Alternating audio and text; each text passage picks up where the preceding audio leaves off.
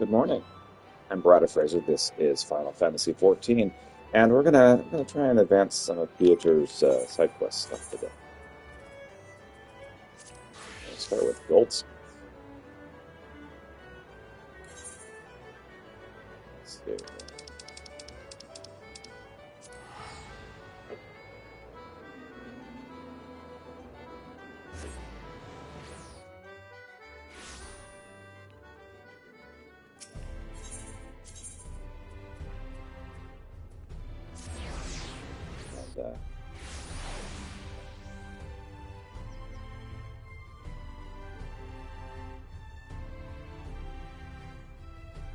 Let's try now. Hi, I'm Brad Fraser. This is Final Fantasy XIV. We're going to try and do some side quests today. I didn't have my microphone on. Hopefully you could hear me. I doubt it, though, because I got that microphone in this. You know, and I may have to start fishing. We'll see. Hey there, Lola. Greetings, Peter. Ready to conjure up some other fantastic new convenience? Oh yeah, sure. Let's do it.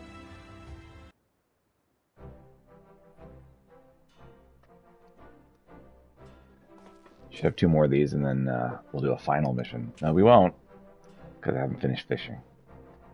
Look at them. Those three have certainly taken to the work with a passion, which I suppose is to be expected with such veteran artisans. Anyway, let's get started on our final project, shall we?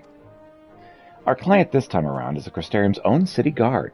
I may have mentioned this before, but they've been the only customer that's stuck through us through thick and thin since the time my father ran the bellows. The problem is Father would accept a Grand Guard's commissions regardless of the losses we stood to take, and that hit to our profit margin became a major factor in the Forge's decline. I understand why he did what he did. The guards protect us from the Sin Eaters, and he wanted to outfit them with the best equipment we could provide. A sharper sword, a sturdier shield, the slightest edge might help against the monsters that they took my mother from us. Now, more than ever, the Ballos is in a position to supply the Crystarium's defenders in a way my father would have wanted. Remember Nimarn? They recently told me of a special gemstone, which can only be found in Lakeland. It seems Verbite knights, used to carry such a jewel to ward off hostile magics, a talisman of sorts. I'll call it fate, but the city's guard's vulnerability to arcane was the last project to consume my father's attention before he died. He wanted to fix the flaw he perceived in their armor, and falls to me to continue his legacy. As such, the item I would have you craft is already decided. A neckpiece set with the gemstone from Lakeland. All right. This is it, Peter. Our final contribution, our collaboration. I look forward to seeing what masterpiece you devise to protect our soldiers from fell sorcery. All right. Delivery list for Lola has been updated.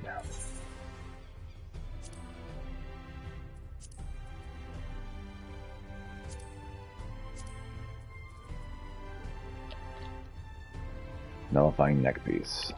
Yeah, we'll make the ring last. That makes sense. So at 12 Dworgen Mithril Nuggets. And 6 Petalites.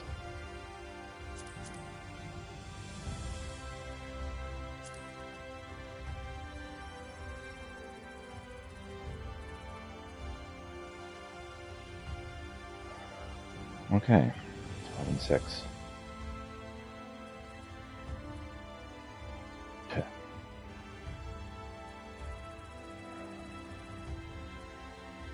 Oh yeah, we got a lot of room. We got a lot of work to do here. Good news is this is something I can do like exclusively as a GSM.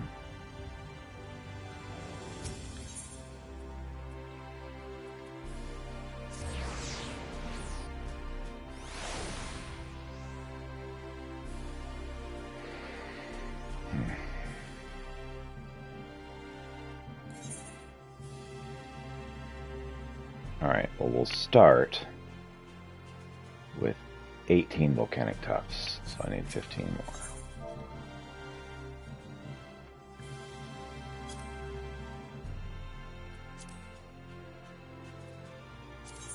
That'll work.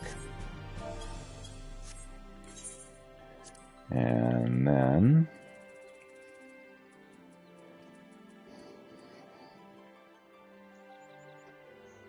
need 18 raw petalites.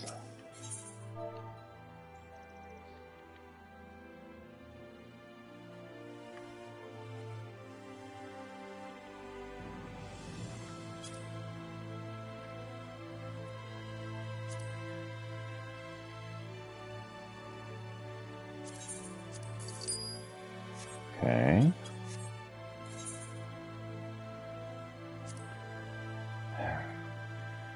What, 24 dimethrite sands?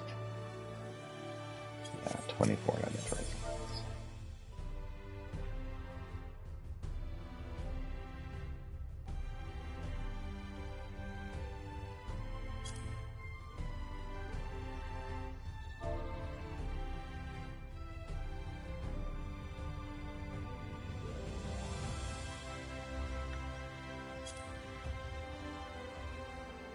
Okay.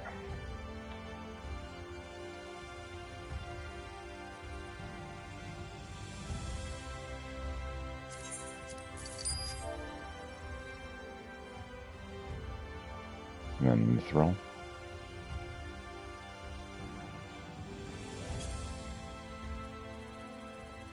Mithril sand.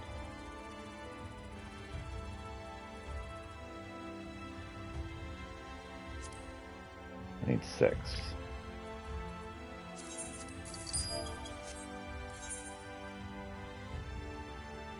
Mithrite sand.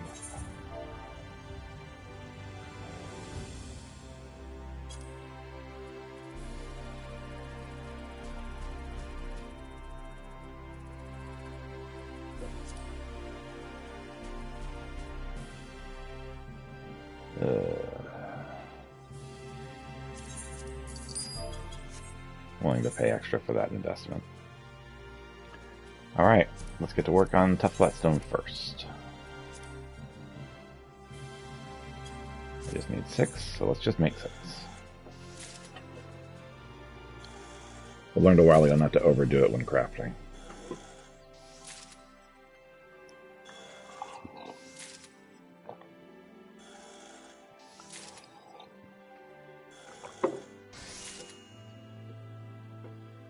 Okay.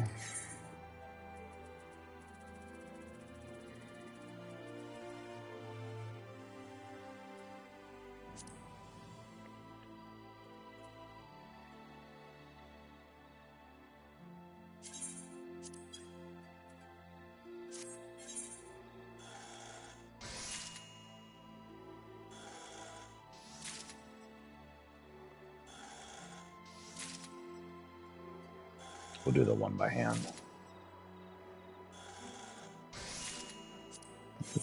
We got two excellent ones without even trying. Yeah, we're gonna do this one by hand since we're already most of the way to expertise.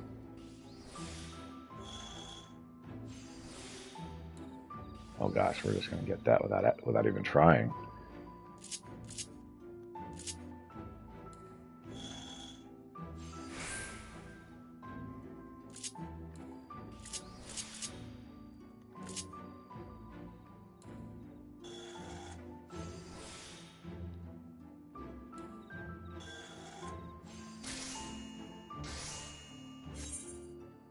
Okay. So next, mithril nuggets. Make 6 of these. Already made some masterworks. That's good stuff.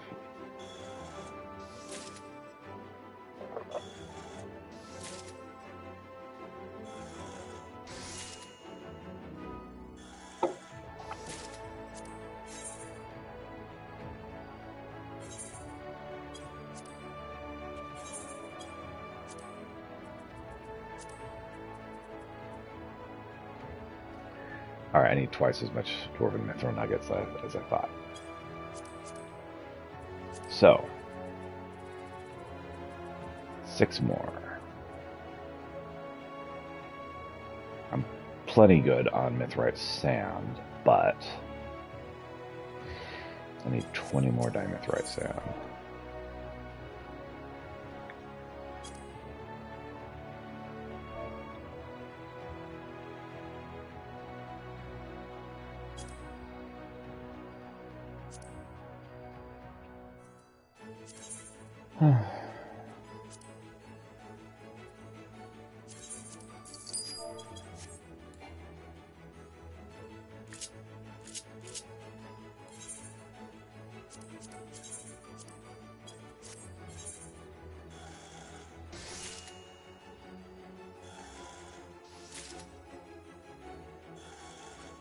Oh boy.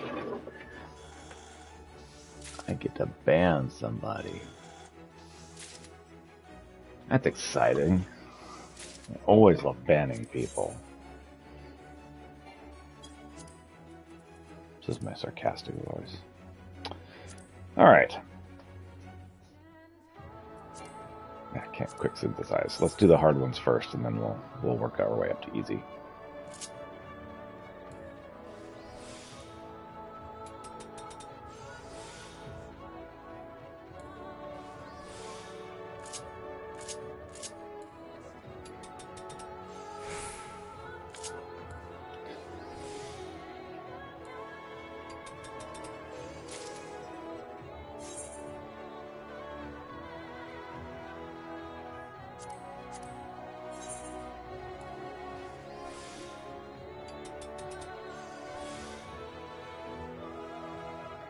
Okay.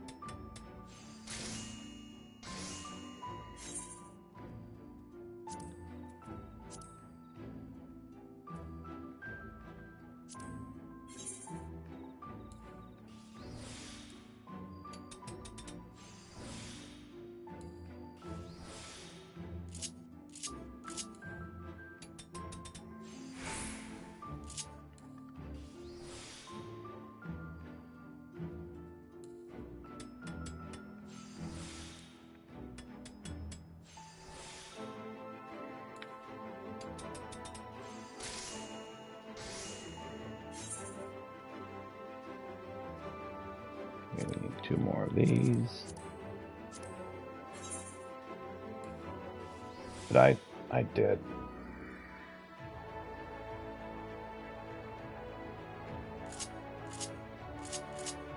Oh, the milk is spilled. Now he's crying.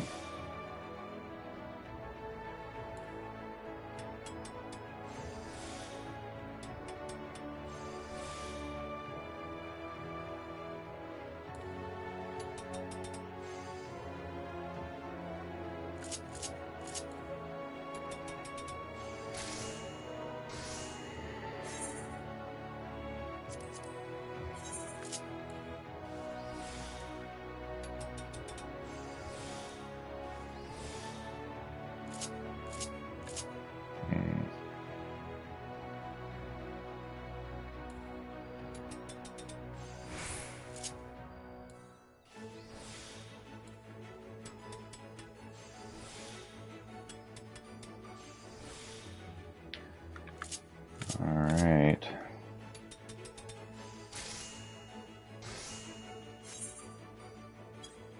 Okay, we got our 6 pieces. Only screwed up one of them. Alright.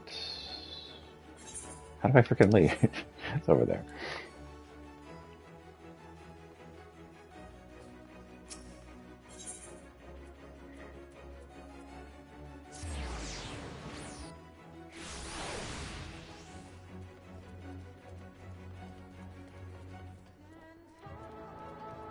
Alright. When the project is finished, I imagine you'll be off to help someone new. It'd be selfish of me to hoard all of your talent for myself.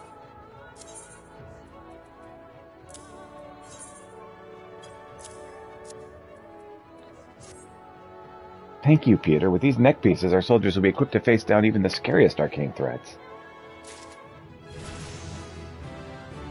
901 purple scripts. We've levered up. I've delivered your work to the city guard, so that's that. Our final project together is all but complete. Now we simply wait for the client's verdict. I know it'd be her. Forge Master Lola. That would be me. What can I do for you, Captain Lena? I came to discuss the new equipment you left with our supply officer. Your father always provided us with the highest quality armaments, but was never satisfied with his attempts to infuse arcane resistance. He would have been proud of this neck piece you've crafted. We in the Guard face danger on a daily basis, and I cannot overstate how much the availability of your potent talisman would benefit morale. I wanted to visit you in person, that I might properly express my gratitude. I'm pleased to know you're pleased, but I can only accept thanks for the idea. The craftsman was all Pieter here. Pieter? A master artisan? Is there no end to your surprises? Impressive talent, isn't it? He's as skilled as my own father was. With their work as a template, I mean to keep the Iron Bellows producing goods of the highest quality. As such, I only hope the City Guard will continue entrusting their commissions to my forge in the years to come. We would consider it a privilege. Be proud to know that the armaments provided by your family's forge serve an integral part of the Crystarium's defense.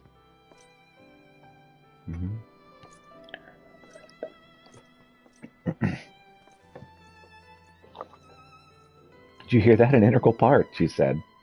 I almost feel like weeping.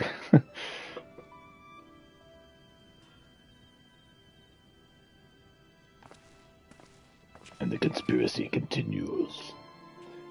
It's been a long road getting the Bellows back on track. You've stood by me every step of the way. Rest well, Peter. You deserve it.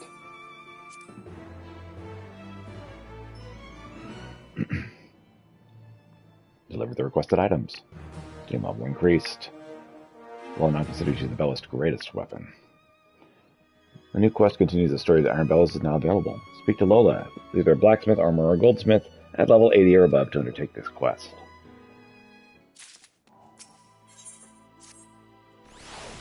After sitting down and tallying up the profit from our various ventures, I'd say we have sufficient funds to keep the Bellows running comfortably for quite some time. Truly, your goods have brought in a small fortune, yet I still haven't thought of a proper way to thank you. While I'm busy with that, why don't you go visit with Eisman? He mentioned wanting to have a word with you. I noticed him sneaking about, trying to arrange a celebration with you and their clients, so I'm guessing he needs your help with the preparations. Nothing gets past me. In my forge, I see everything my artisans do.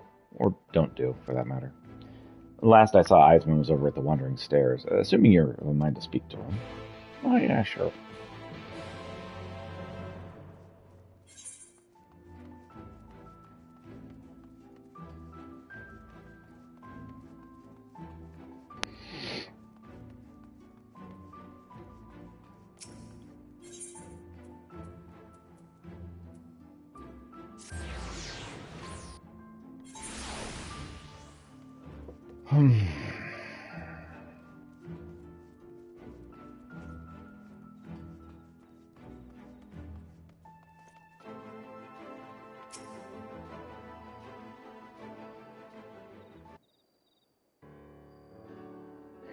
Oh, Peter, we've been looking for you. I have a favor to ask you. Celebration preparations? Wait, what? That was supposed to be a surprise. Lola's head might be filled with figures and finances, but she's got a sharp eye. Should I bop her with my hammer so she forgets what we're up to? Someone ought to bop you with a hammer, you uncultured brute. Come now, Eisman, spit it out. Was there not something specific you wish to share concerning the upcoming festivities? Oh, yes, of course. Part of our plan was to surprise Lola with a gift. Something near and dear to her heart, but we're having trouble acquiring the item in question. He's talking about the ring Lola's father lost to that bastard moneylender. The three of us have been working our fingers to the bone this past while, scrimping and scraping what we could. Also, we'd have the coin to buy it back. Once we deemed our purse sufficiently heavy, we paid a visit to this nefarious usurer, a shifty fellow by the name of Walden. Yet even after we paid the villainous due, he refused to surrender the ring. Apparently we'd failed to account for the interest accrued in the intervening years. Patently absurd amount.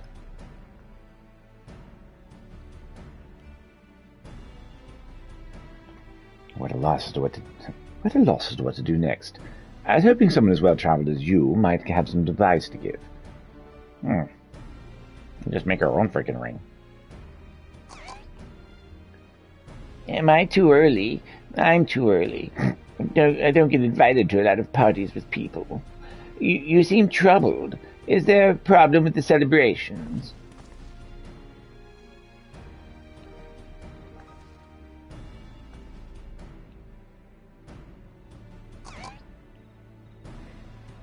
So you paid this man a fair price, but he did not honor the trade. Demanded more from you. We of the Nomu frown upon deals with the balance of value swings too far on one side. This Walden fellow sounds in need of a lesson in equilibrium. Oh, I'd love to teach him a lesson, but the only one I can think of is to leave me covered in blood and arrested by the guard. Let us not attempt anything rash. It would only add to Lola's woes. Still, I'm afraid a civilized approach has already failed to persuade this unmarried churl to part with the ring. No violence would be necessary, my friends. I have an idea. This is your moment to shine, Peter. I am going to supply you with some materials. Use them to make a ring of the finest quality, and then give that to Eisman. I'll make a forgery. I can do that.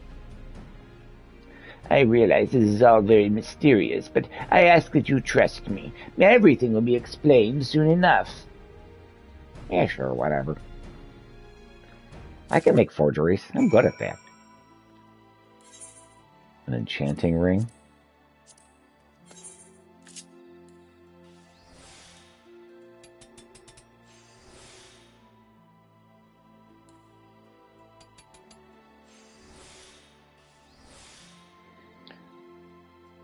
Alright.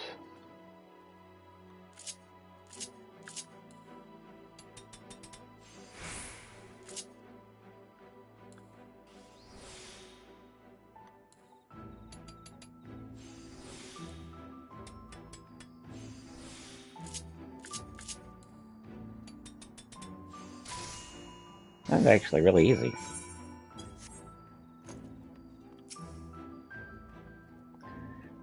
I'll just stand over here till the ring is ready. Oh, you mean this ring? Her father wasn't actually that great a goldsmith. Don't tell anybody. Oh, well, it didn't take nearly as long as I thought it would. This is beautiful work, Peter. So, Niman, what exactly is the plan for this ring? The materials I provided to Peter were prepared with a minor enchantment. Walden will be so taken with our ring that he'll be willing to to offer Lola's ring in trade. What, just like that? I have my doubts as well, but I say we give it a try.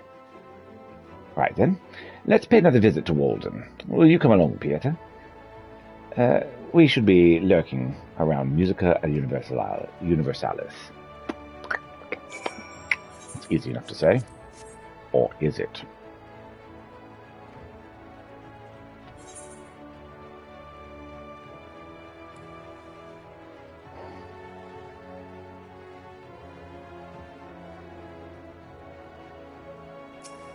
Hey, Walden.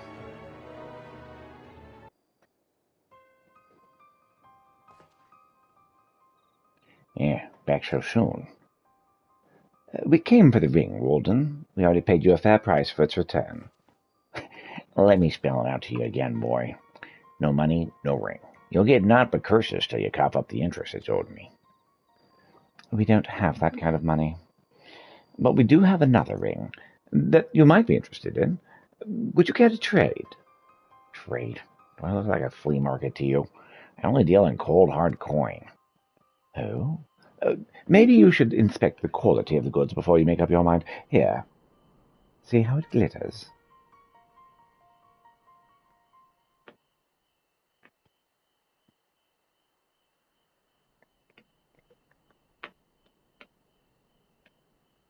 The one true ring. Well, ain't you just a pretty little thing? I had no idea such beauty still existed in this world. It's so precious. I had a feeling you'd appreciate the craftsmanship.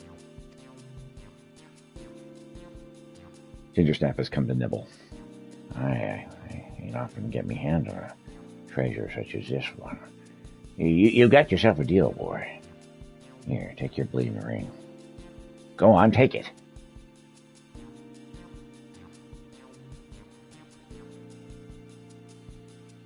Pleasure doing business with you.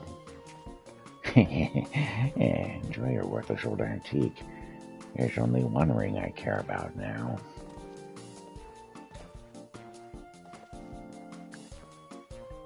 That Gingersnap. Oh, the way his eyes lit up was almost disturbing. What kind of spell did Needmon weave into those materials? Man, I don't know.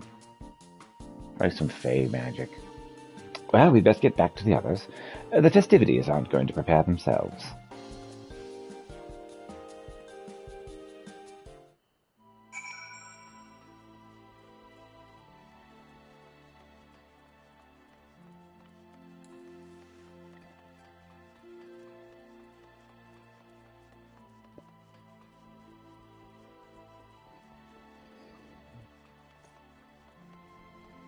Or are they? Oh no, they definitely won't. Your efforts were successful, yes. A strange business, that, but at least we have the ring that Lola wanted. Now, we can celebrate without a care, although we should probably finish up the preparations before the guests arrive. Did anyone bring any food? And now Marzipan wants up. Come on stream, Marzipan. Let everybody know how you are. Ooh. Come on, lady. Get up here, stop falling.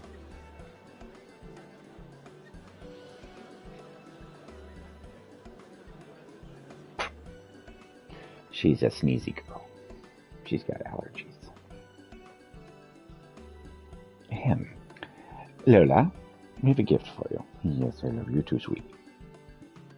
Oh, a gift? Is it flowers? Oh, some sweet treat from the markets. As if you'd want something as pointless as that. Indeed. I'd rather have a sack of coins than some smelly bouquet. Not a sack of coins, I'm afraid, but it is a precious metal.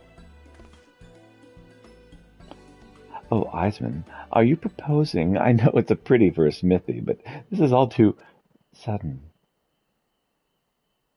Just a damn moment. That's my father's ring. Where? How? We weren't able to stand by you when the Bellows needed us the most, so we got back that ring that you wanted instead. Fittingly, your efforts to revive the forge were the reason we could earn enough money to buy that trinket back in the first place. That and a dash of Peter's exceptional craftsmanship.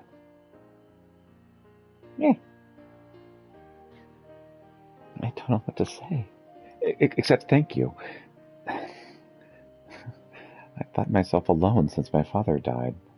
It seems I do have family around me after all. And she began openly weeping.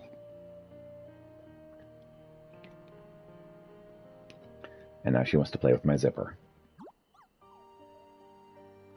And now we see the girl behind the Forge Master's mask. A bittersweet day. Certainly has been an interesting one.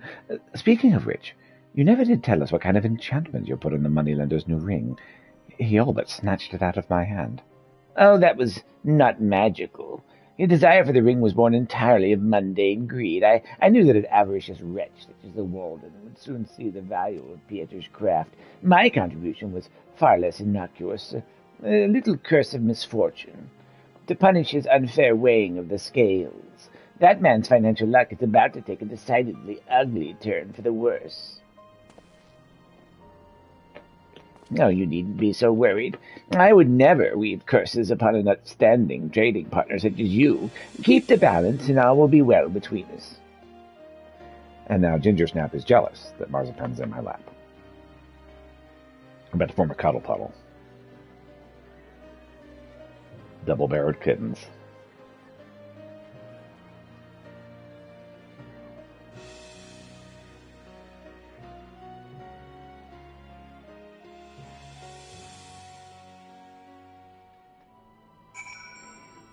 They do everything together. They really do. They go to the bathroom together, these kittens.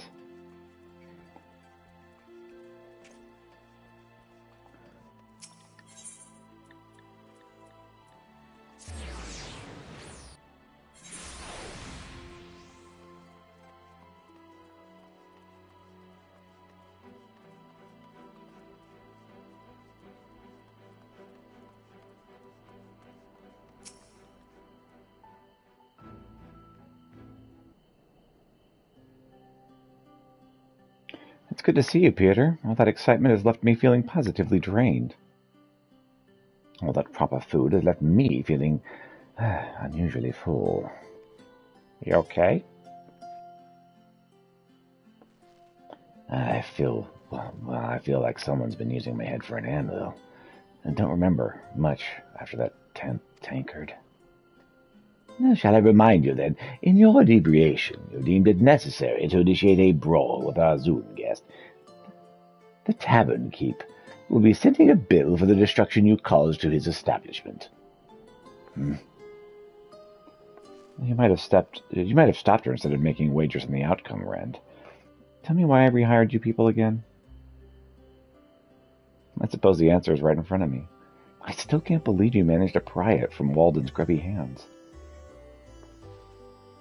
We could not have done it without Pieter and Niman. Aye. Thank you, Pieter. You've been there for me every step of the way.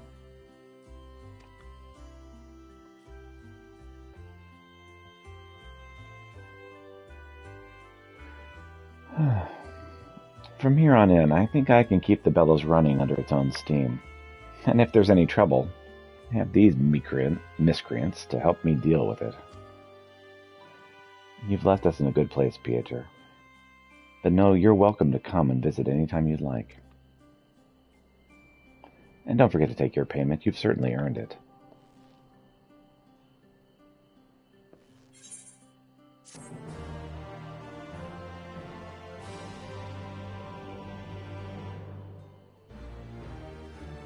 Esteemed contributor, Professor to Forging, you've completed all of Lola's tasks. We now consider you an Iron Bellows savior.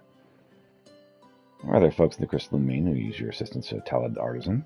Ask around, see who's in need of your skills.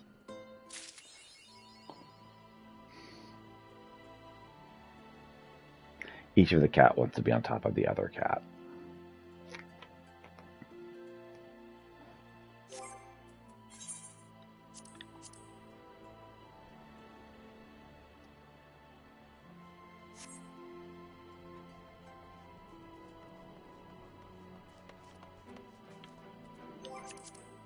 Alright. Let's head to Old Charlayan. See what we can get done there. Kitties, you are just so chaotic. All chaos, all the time.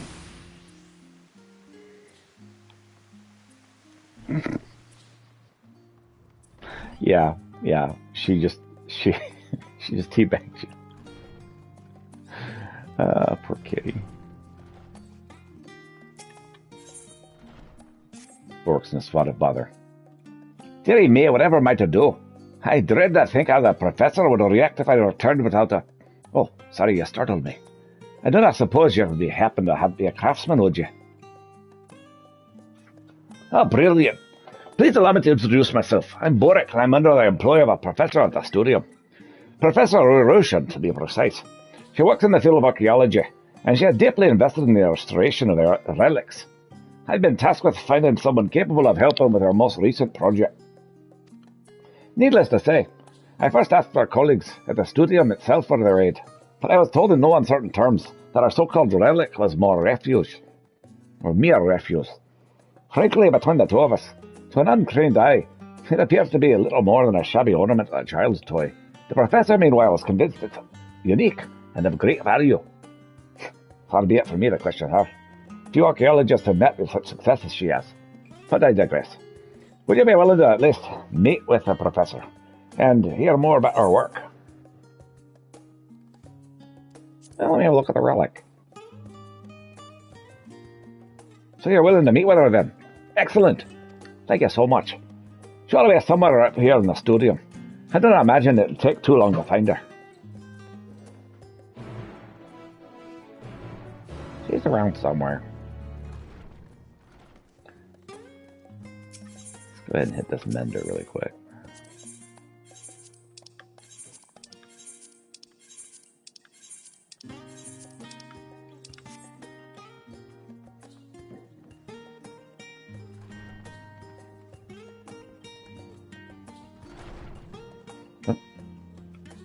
Is that Rarusha? We found her!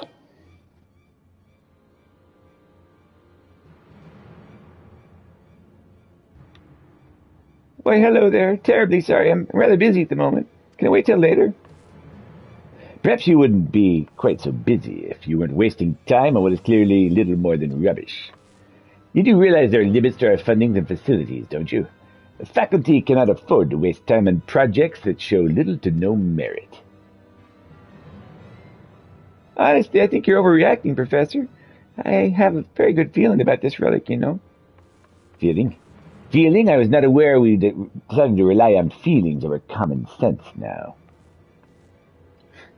If I were you two, I'd spend my time on anything other than helping this crazy crone with her work.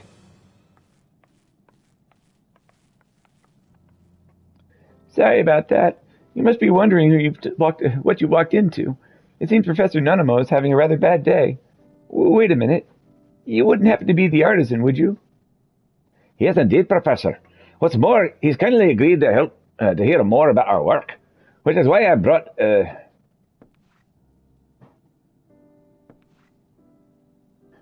to think of it, I don't think I ever asked your name. Well, I'm Peter Krolinsk. Well, Peter, thank you for coming all this way to talk to an excitable old lady. I'm Rarushu, a humble professor of archaeology. You've doubtless heard from Boric we are attempting to restore a relic of sorts.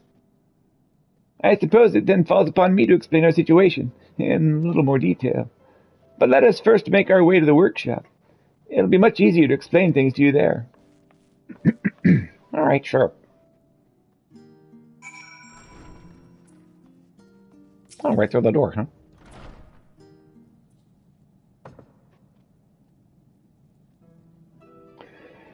The work that presently occupies my time is the restoration of this particular piscine-faced relic. His design called to mind the stories of Saint Dacia, which is why I had been taken to calling it the Golden Dacia in her honor. It was brought to us by one of her gleaners, and what I understand, the excavation where I found it was an independent venture, and considered its otherwise lackluster appearance, those of a similar mind to Professor Nunemo have been quick to write it off as rubbish. However, I believe it to be a type of mammoth. Oh, yeah? I do not wish to sound impudent, Professor, but do you think that thing could be a mammoth? To my eyes, it looks like an ornament, designed to resemble a bird or a fish. Next, you'll be saying it can take to the skies like an airship. For all we know, it might well do that. And yes, I am certain that the Golden Dacia is a mammoth. It doesn't look like much by your standard Odan mammoth, I'll grant you that, but its innards are no less complex. We just need to get it fixed up, and it's bound to start moving. I know it. What's more, I've got a special feeling about this. Something tells me it possesses special abilities. Another one of your special feelings. Wonderful. In any case, this is where I need your help, Peter. The relic might not seem in a bad state from its outward appearance, but its insides are a mess. There appears to be little that can be salvaged, so it'll be your duty to create replica parts that match all the broken ones housed within. I'd be forever grateful if you could decide to help us. I'm just champing at the bit to find out what secrets lurk in this little old thing. All right, cool. Wonderful. I knew I could count on you the moment you arrived. You have made an old woman very happy, Pieter. That's the first old Lalafell I've ever seen, I think. Maybe second. Now let's get down to business and defeat the Huns. I'd like you to begin by working on its exterior. Though I see no signs of erosion, something, possibly one of the dislodged parts, has done considerable damage to its insides. But it won't do to work on the interior and its complex parts without first ensuring the shell housing in them is sound. That said, I have no doubt you'll need to prepare a few things before you get to work. Let me know when you're ready to get started. Huzzah! Let's get it done. Get her done. Let's get her done. Let's go to Old Da. We now undertake deliveries to the Faculty of Archaeology in the studio. Speak to Rabusha to learn more.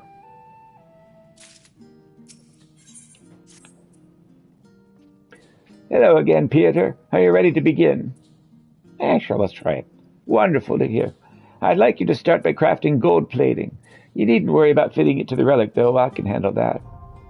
All right. Studium delivery commenced. You may now undertake deliveries to the Faculty of Archaeology at the studium. By delivering the requested items to Marusha and raising yourself in her esteem, you can advance the story of her efforts to restore the relic. Items of higher collectability will result in greater rewards upon delivery. Speak to Marusha to view the custom deliveries list.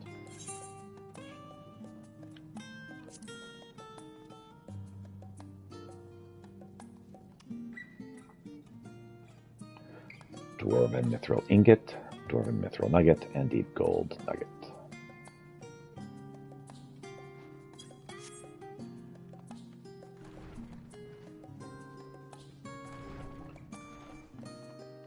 Okay.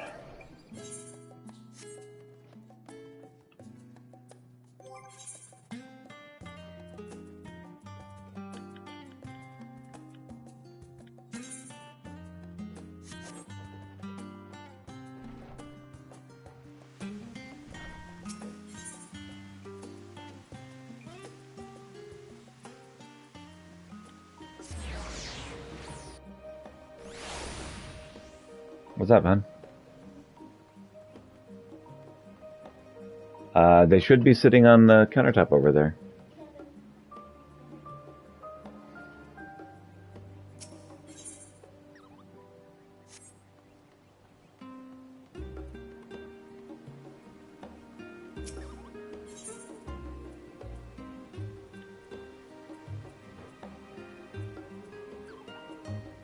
Do you need me to stop my stream and look? Okay.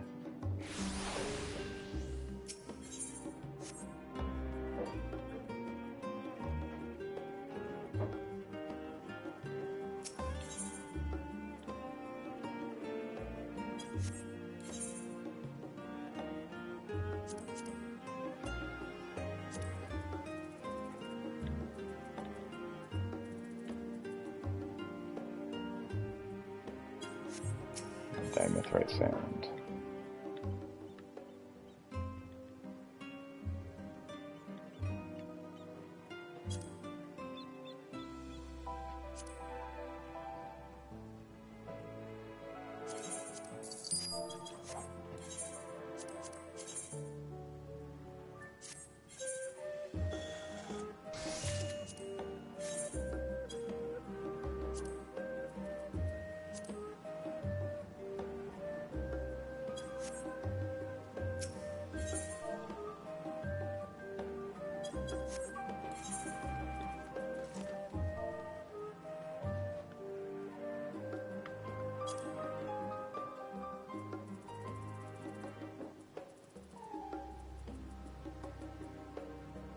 Okay.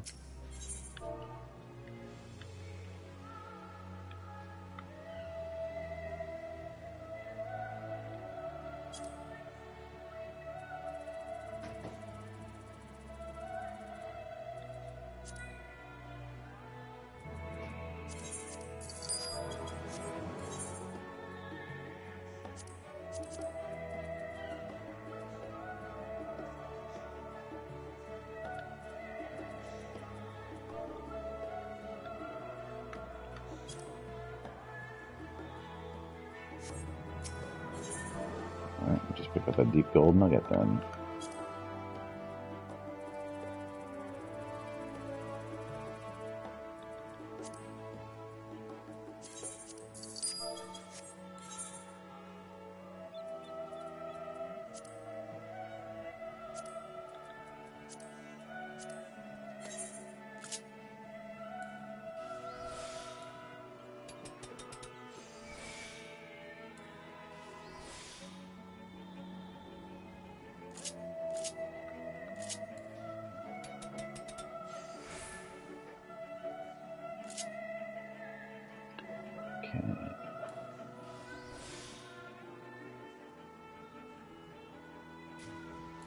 Time for some preparatory touch.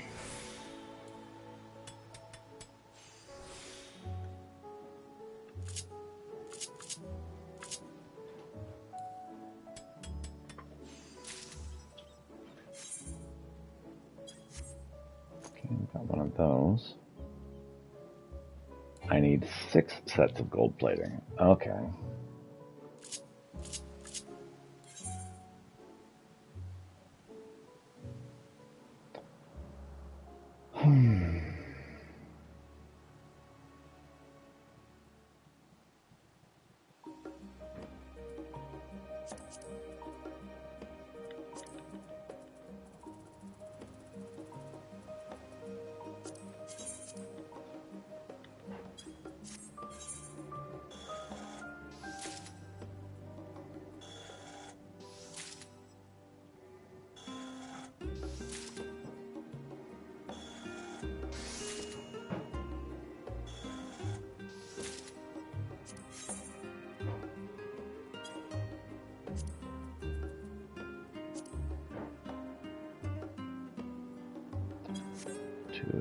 More dwarven throw ingots.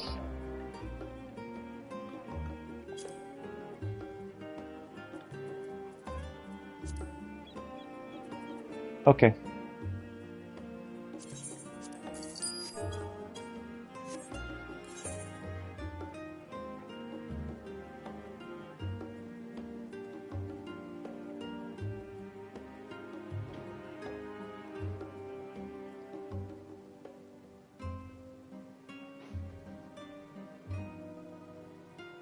So what, 2 more deep gold nuggets?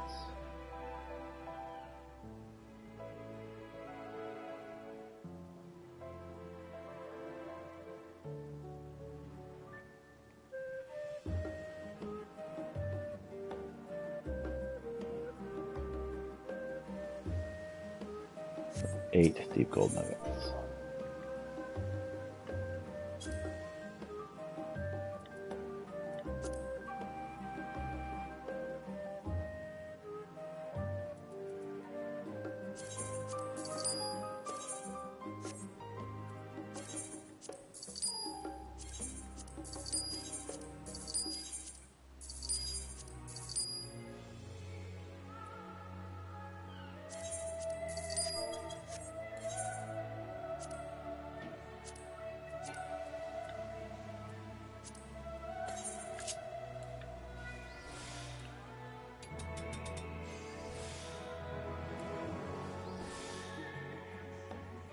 Hooray!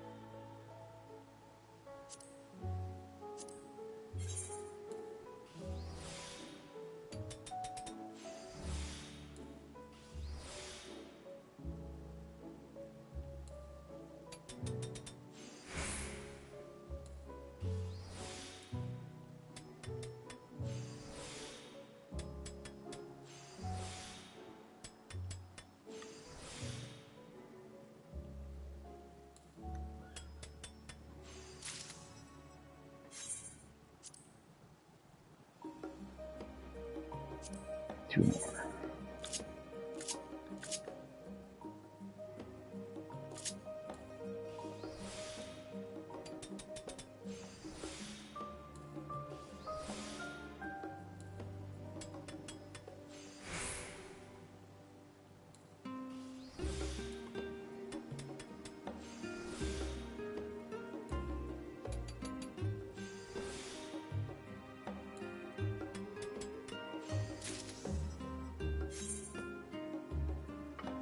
And last one.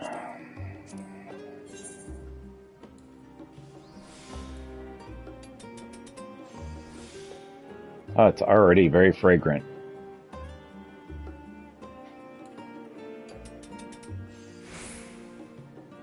You've really not even started and it's already very fragrant.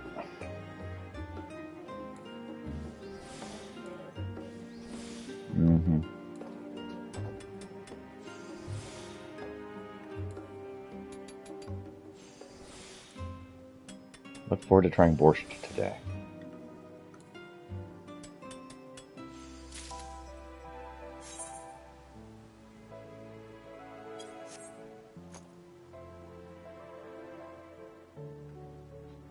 Yeah, that smells like it's going to be an amazing stew.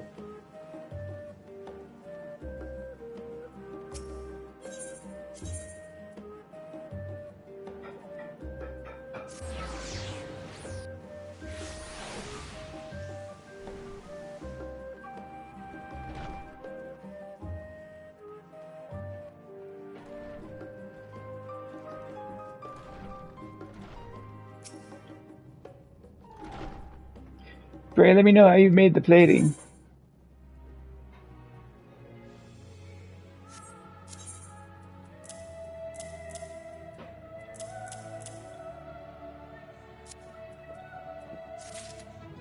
Great work. I can see you're a fine craftsman indeed. Thank the gods for sending you our way. In making your first successful delivery, you've begun to earn Marusha's trust. Deliver the items Marusha needs, and deliver them often, to improve your standing with the Faculty of Archaeology.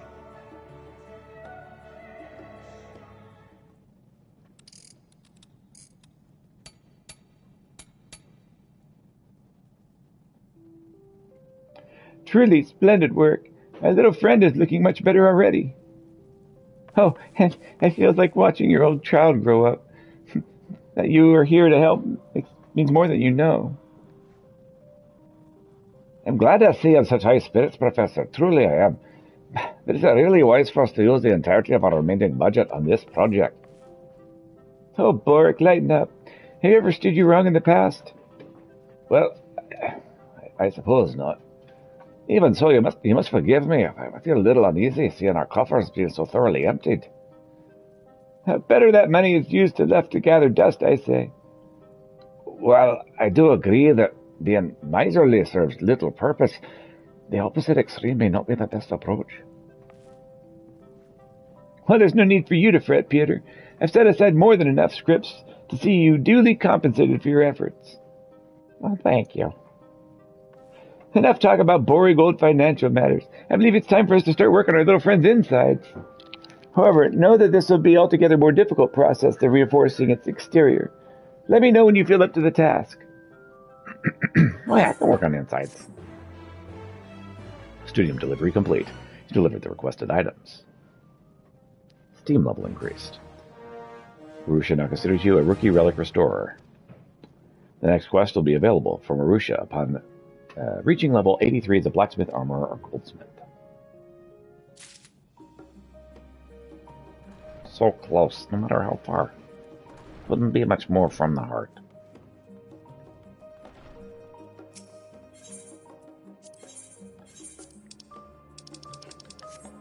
Okay, got that repaired.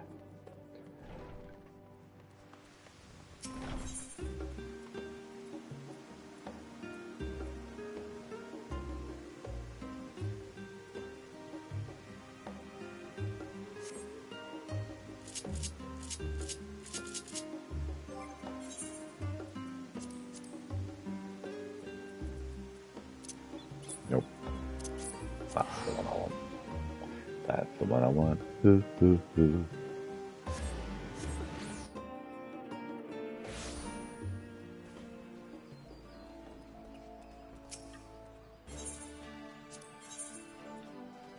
A dwarven mithril needle.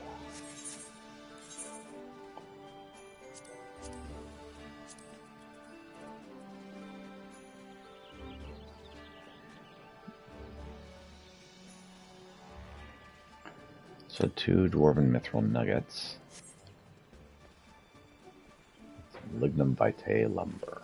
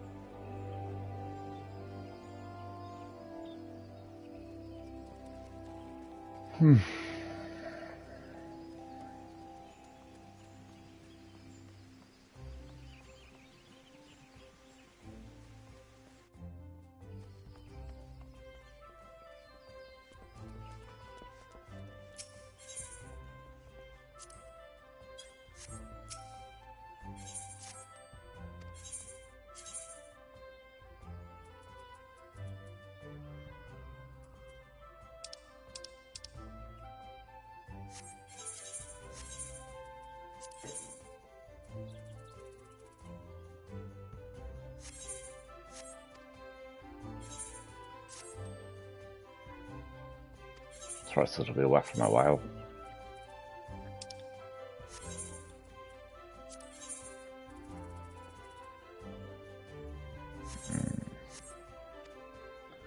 The next thing I have a more meaningful task for me.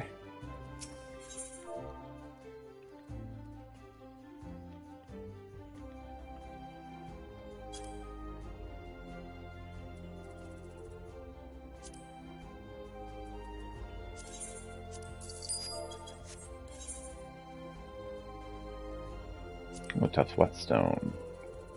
I'll have to make one of those.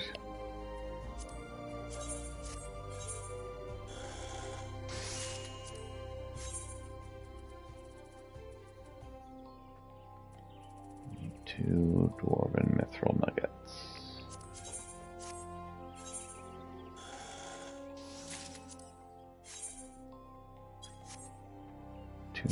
So 4 dimethrite sand.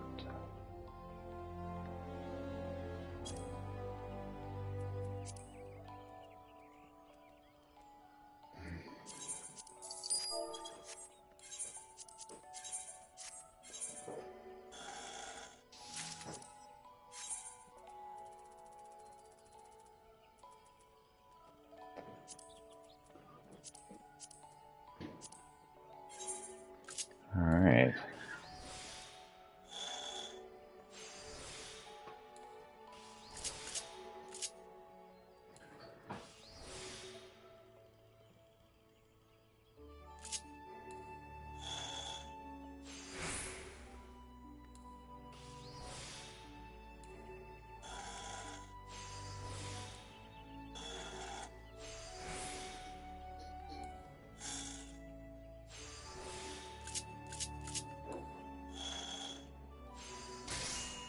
And there's the dwarven mithril needle.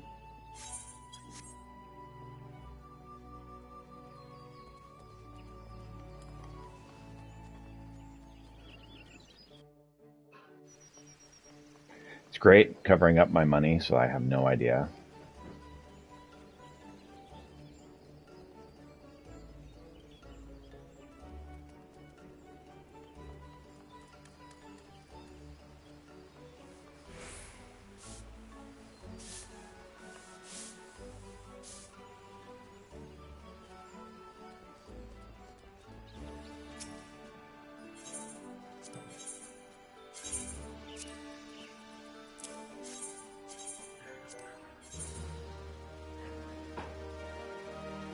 Okay, so we're done with that for a bit.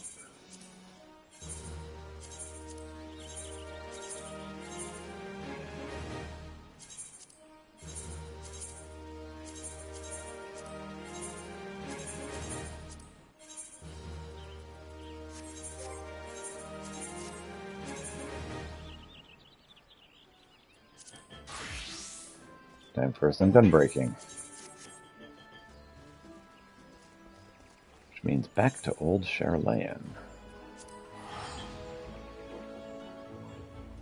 Wait, no, not Old Shirlane. I want to go to Razatan. Here we go.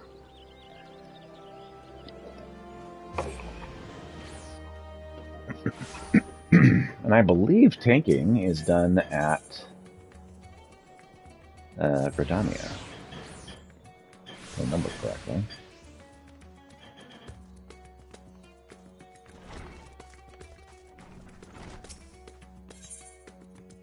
The Gridanian delegate is in urgent need of a stout defender to help combat the new threat to his homeland.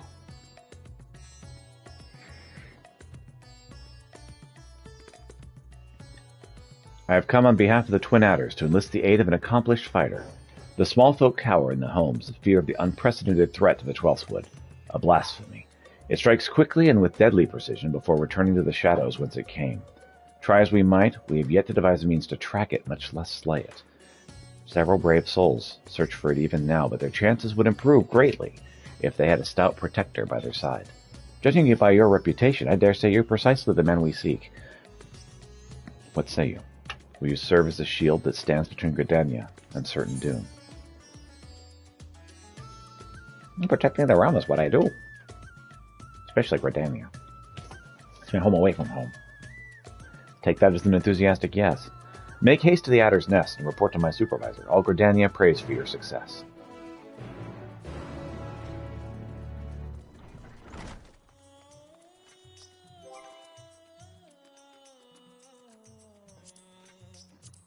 Yeah, we're good. Alright, so. Oh, I just need to do this. Hey, Bruni! How you doing? Welcome, welcome. We're going to do some Final Fantasy XIV for a bit. Wife says hello.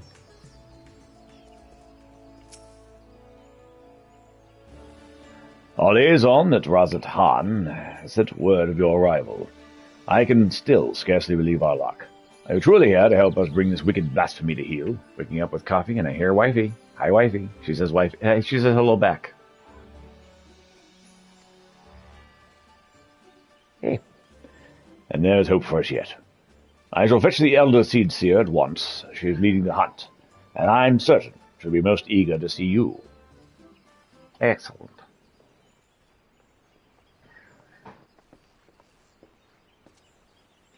Doing some blasphemy hunting. Getting my tank leveled the rest of the way up.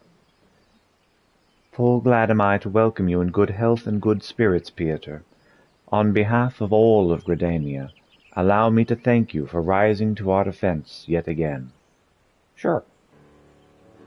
You will forgive me for eschewing further formalities, as time is of the essence. I shall share with you what little we know of this elusive scourge. Following the events at Thavmir, we received a report that an unidentified man had fallen into fits on the road before transforming into a beast most foul. A blasphemy, we soon determined. Eyewitnesses to subsequent attacks spoke of patterns to its skin reminiscent of heavy chains. And thus we have named it Gleipnir, of the creature from legend. Did you tell her about the cats from last stream about what happened? I've forgotten what happened. There's been a lot that's happened with the cats, and so I don't remember which thing in particular you're referring to. It emerges from the brush without warning, bringing destruction and tragedy to those unfortunate enough to be near. Ere we can respond, it retreats into hiding, leaving no trace for us to follow. Yeah, the cats are just constant chaos all the time. And so, no, I don't remember specifically what they did last time. Because they are so chaotic. The elementals cry out for us to rid the forest of this wicked presence. Yet even as we tracked it to its lair, I fear besting the beast would be no simple matter. Really? Two in lap cuddled, made you need to pee. One jumped last minute wanting to join. Oh yeah, they do that all the time. The cuddle puddle? Yeah, that's their thing. They do that all the time. And yes, they fight over my lap. While in my lap. They do that all the time. That's what it's like to have 3 kittens, and they all think that they are the main kitten. The wounds of Gleipnir's victims are tainted by corruption. We can but conclude that the fiend's fangs, claws, and horns are all imbued with some powerful poison. The smallest scratch sends the afflicted into fits. Death soon follows. Well, that's not good. Mayhap you know of the creeping death. The effects of Gleipnir's vile poison bear more of a passing similarity to the symptoms of that deadly plague. It swept through the Twelfth Wood many years ago. The sick found their skin covered in chain-like patterns and spent their final moments in excruciating pain. 'Twas long before I came to Gridania. People still speak of it with dread. It's true that the disease spared not a single hearer. Very nearly, yes. Before the remainder were taken, we were able to devise a cure from the Glimshroom. Slow though it was, the scars of this tragedy could only then begin to heal. Gleipnir threatens to reopen old wounds. Yet despite the similarities between this blasphemy's corruption and the creeping death marks, it's unclear how these two phenomena are related, if at all. Both conjury and white magic have failed to abate the poison's spread. Well, that's not good. To confront Gleipnir now would place our soldiers at risk of grievous injury. Well, lucky I'm not a human. Forgive me, Elder Seedseer. This appears to be urgent. What is it? What? Again? Gleipnir struck once more, in the North Shroud. The whalers came too late to see the beast themselves, but the man it attacked yet lives. They're bringing him to Falgard Float as we speak. Then we must meet them there. Will you accompany us, Pieter? Aethelmater should be able to appraise us of the details upon our arrival. Yeah, let's go.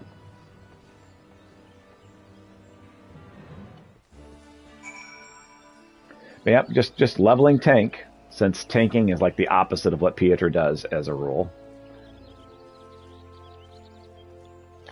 So we'll make it work with Gunblade.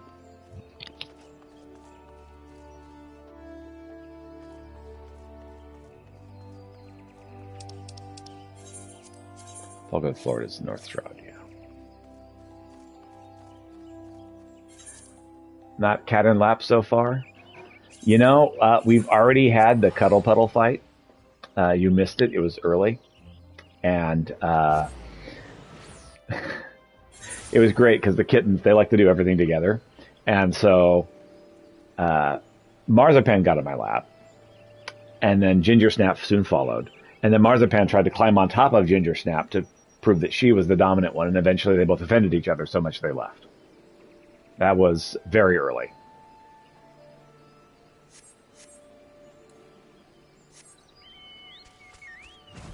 I'm sure they'll be back. You won't have to wait too long. It's just what they do. Elder Seedseer, you honor us with your presence. I cannot thank you enough for coming all this way. Silly. Yes, they are very silly. Given the dire circumstances, I could not leave this to another. Where is this wounded man? Outside the Bobbing Cork, being attended by one of our hearers. He is a capable hearer, but I worry this is beyond his abilities. I shall do all in my power to aid him. I, in turn, may be in need of assistance as well. I ask that you stay close, both of you. Talking to me and my bird?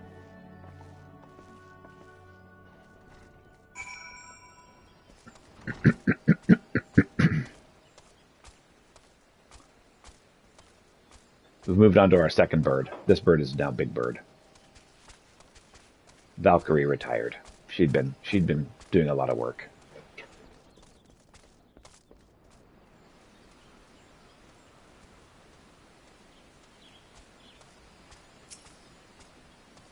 Working on Dragoon. Nice. He's a hardy soul, but I'm utterly at a loss. When I manage to heal his wounds, the poison lingers. I fear the worst is yet to come. While I removed his clothes for treatment, I recognized the chains. If this is indeed the creeping death, do not lose heart. I shall spare no effort. Rest for now. We may have need of your talents again, ere long. Chigos, man, Chigos! A bloody swarm of them. They came from the east gate. Chigos are known carriers of creeping death. The villagers are on edge. If they think the Vilekin harbingers another plague, they could panic. Pray, see to the Chigos. I shall remain here with the victim. Yeah, sure. Glad I could help. Hopefully I can help more.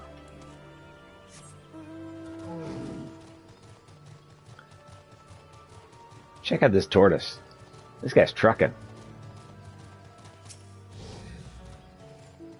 Coming near Alder Springs, a whole swarm of them, like an army getting ready for war. Bringing the creeping death like as not. Folk have been dropping dead with no rhyme or reason. Not about to join them, no sir. Came running back as fast as my legs could carry me. Were you bitten? I will show you to a hearer if so. No, a single hole that doesn't belong, you can be sure. You'd best do something about that swarm, though. Would that we could. Keeping the gate manned is our priority. We've not got the numbers to spare for a hunting party. By the time Whaler and reinforcements arrive, it may be too late. We'll deal with the Chigos. The one who calls the greater number owes another flag in the veil, right? Wouldn't it be the lesser? Whatever. I commend your bravery. Godspeed. Don't get bitten. Yep. I'm well equipped to handle this since I'm not human, but that guy that just rushed in is.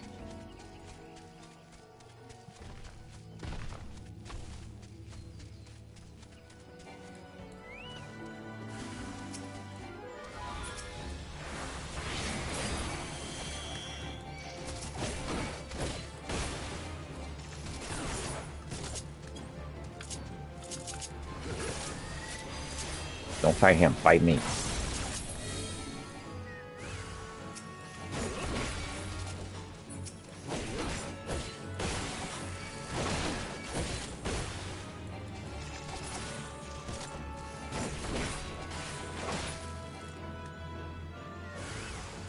Yes, all chaos all the time. That's what it's like to have 3 kittens in the house. Oh yeah, boy.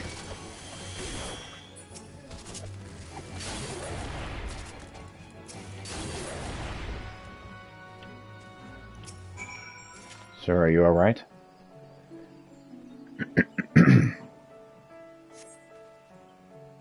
Well, be praised. And you have come bearing a cure for the creeping death. It's of little use against actual death. What is it? Aye, that's why I've come. I heard of a man suffering from uncommon pains at Falgard Flort.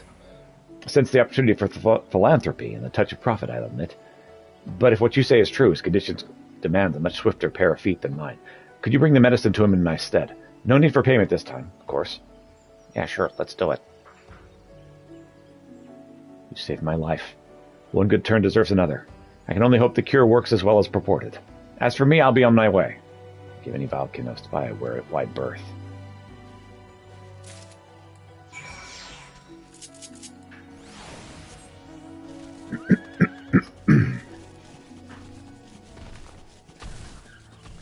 Kittens are now trying to trip the wife. Because of course they are. She's trying to feed them, you see.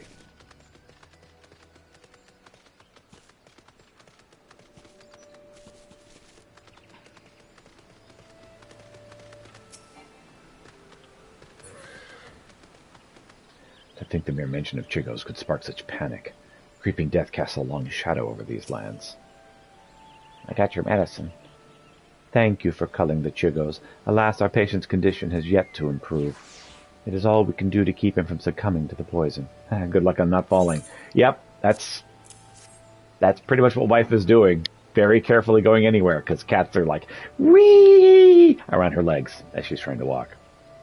I know this medicine. It was once used to treat the creeping death. Given his symptoms, it may well prove effective here as well. Let's hope.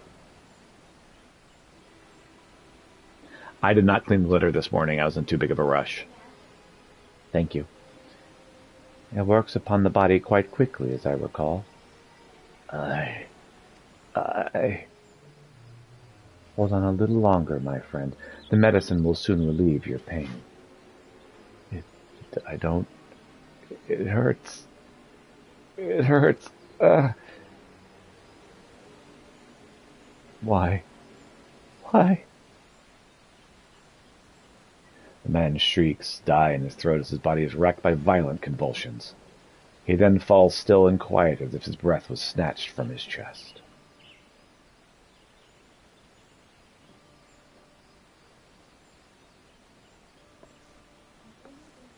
Darn it all.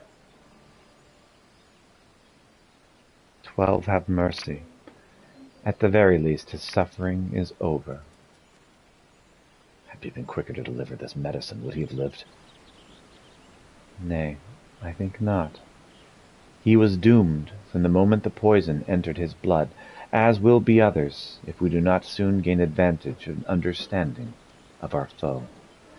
Let this tragedy not be in vain, but serve a lesson. Though the effects of Leipnir's corruption resembles the creeping death, 'tis clear the two share little else in common.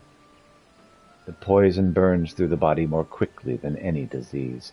Too deadly it is to be borne by creatures so fragile as Chigos, or any other besides. Then this is one less possibility that people need fear. It's a shame a life was lost, but this knowledge may help us ensure the others are not. Spread word, but do so with delicacy. In these troubled times, fear and despair can drive even the goodliest of souls to desperate ends. Gleipnir is the only blasphemy known to us in Gridania. For now, we must do our utmost to stop him from sowing further discord. Understood, Elder Seedseer. I'll give this man a proper burial before sharing what we've discovered. Hey, it's nighttime.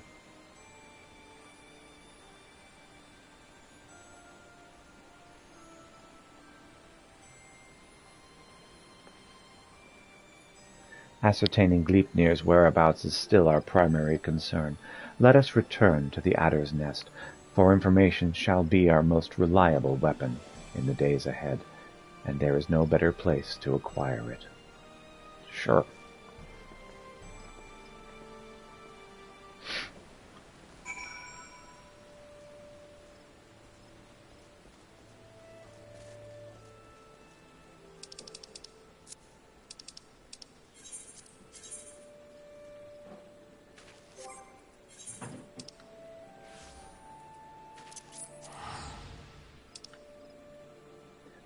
Check on Wondrous Tales. I'm going to bet that we have expired our usefulness there. So, Bruni, I have been leveling the character in the Curl world, which can get to your world. And I've gotten up to level 30 at this point. Leipnir's been cited in various locales, and though we are reviewing every report, we suspect most are erroneous. Fear has a way of making one jump at shadows. It will take more time before we determine such reports merit a more involved investigation. Until then, I ask you to remain vigilant and keep your eyes peeled for any signs of blasphemy.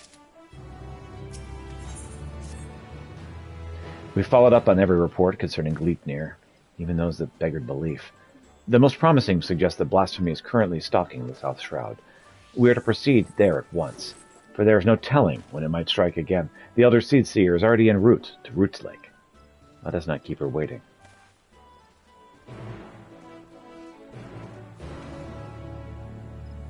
What if it's because we're getting ready for maintenance?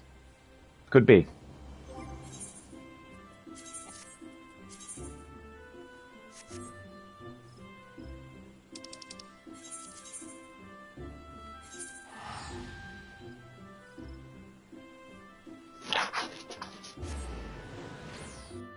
All right.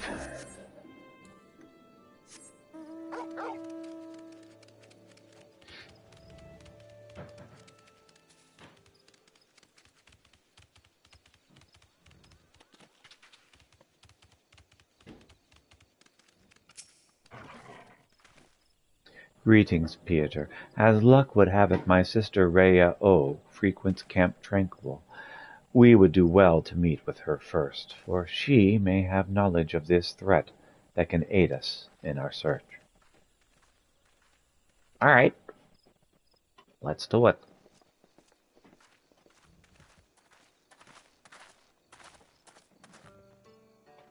It has been too long, Rhea O. Kana E, I was afraid the situation might force your arrival. Would that this reunion was under more joyous circumstances. As for me to travel to Ether servers, there was or is a good chunk that are locked down I can't get into. Yep, that's what I found as well. It's heartening to see that you're joined by the bearer of Atoa's will. Unfortunately, Gleipnir's poison cannot be cured by any healing force known to us, as I'm sure you've already learned. Nevertheless, I have faith that together we'll find a way to defeat it. Sure. Every moment is crucial, so let us dispense with further pleasantries. Have you received word of Gleipnir's whereabouts? I have, and recently embellished a poor traveler who succumbed to his wounds soon after, a tragedy of increasingly common tale. No others in Camp Tranquil have come to harm, but some claim they feel a presence in the distant trees, staring at them with a malicious intensity. They struggle to find the courage to venture beyond the safety of the camp. While its victims exhibit symptoms reminiscent of the creeping death, Gleipnir's corruption seems only to affect those who've been assaulted by the blasphemy itself, and we have yet to confirm a single instance of it spreading from one individual to another. Well, that's somewhat reassuring. It'll provide little comfort to the people here, I think. If Gleipnir comes, any defense we mount will come at great cost. Those who fall wounded will invariably die. I'm at a loss, and people under my care can see it. They grow tense and bicker amongst themselves. Some even accused me of standing idly by while this monster roams free. As if I'm not doing all that I can. I apologize. Would that I had come to you sooner. Would that there were more I could offer you. Not every burden is yours alone to bear, Connie.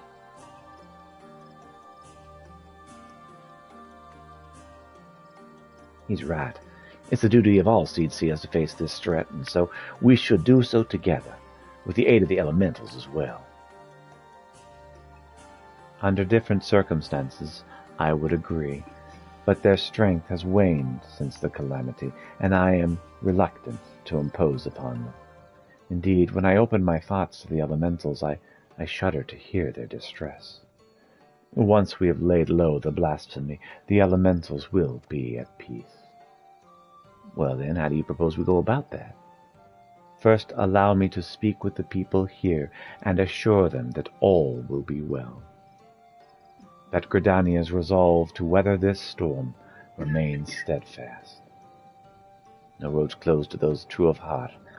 I suppose I shouldn't be surprised that you'd begin with an earnest and heartfelt appeal. For my part, I shall reach out to our room. Perhaps together we can find a way to offer similar comfort to the elementals. I have no doubt we'll require their assistance in the days ahead. Thank you, sister. May the 12 watch over and keep you both. May I trouble you to accompany me? The presence of a storied hero would surely lend credence to my claims that the people's difficulties will soon be at an end. Sure. While you attend to that, I shall gather what information I can from the wood whalers stationed here. Pray look for me in the camp proper when you have finished.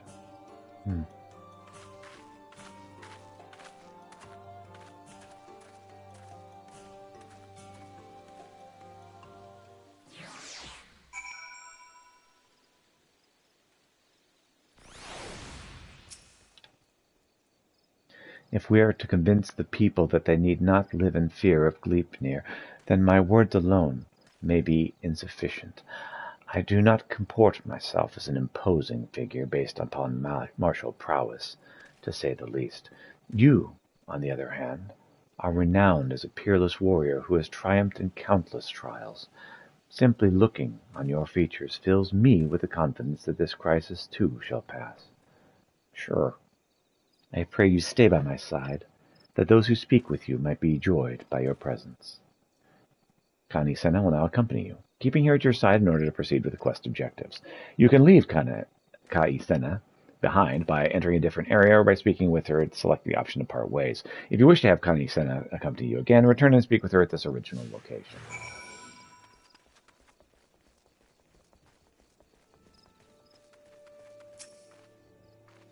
Seed Seers are sitting pretty with their guards and their finery. What do they care if a beastie's running amok?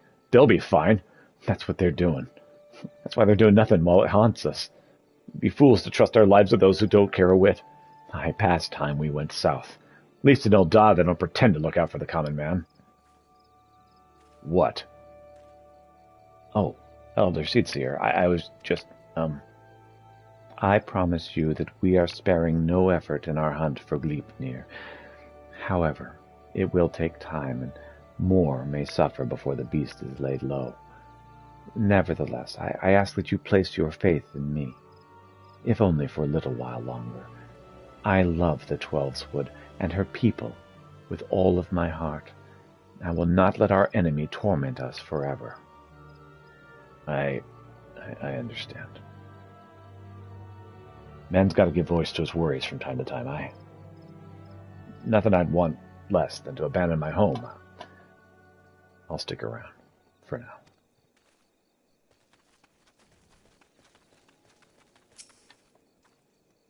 A single scratch is enough to spell one's doom, they say. Nothing but wait for death to come. How can we face a beast like that? Do not give in to despair, my friend. Know that I shall do all in my power to see us through this crisis. Hold fast to hope, and encourage others to do so as well. I'll try, Elder Seedseer. I will try. I know that you've placed yourself at risk, leaving the safety of the city to come here. That means a lot to me and mine. I'll stay close to the whalers and pray news of your triumph reaches us soon. Thank you. I promise you that it will not be long.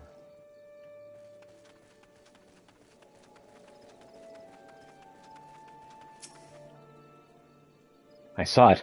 A gargantuan beast stalking the woods with horns the size of my leg. What's to stop it from coming here to fill its belly? Gleipnir will do no such thing, I swear. I shall see to it, personally, that this blasphemy does not come within a malm of this village. Keep heart, for brighter days lie ahead of us. Truly, Elder Seedseer? Oh, then perhaps I've let my imagination get the better of me. You are a beacon in these dark times. I pray you restore the peace soon. I shall. You shall be certain. You can be certain.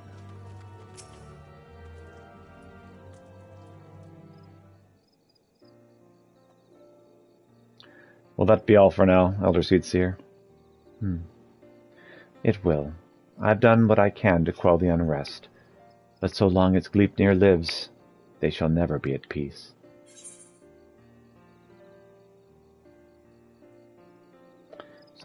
Sometimes simply lending an ear does wonders. As must be the case for the elementals, yes?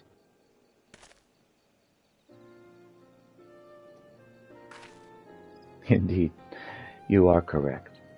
Today was a welcome reminder of that truth, and an important step on our journey. Mayhap I should visit these settlements more often. Doubtless some here think me as distant as the elementals. So rarely do they see me in these outer reaches. You've served me admirably as protectors thus far, for that I'm grateful. Yet until we have found and laid Gleipnir low, I must continue to impose upon your goodwill. 'Tis no imposition, Elder Seedseer. You saved me on the killing field of Cartano. My life is yours, now and always. Your life is your own to command, but I thank you for your words, and your conviction, which fills me with the confidence that the path we walk is true. Even if that path takes us far afield. Did I ever tell you that when I was a young student I would often steal into the woods with a dear friend of mine, much to the chagrin of our teacher? Deep down I suspect there's still a part of me that yearns to wander where I should not.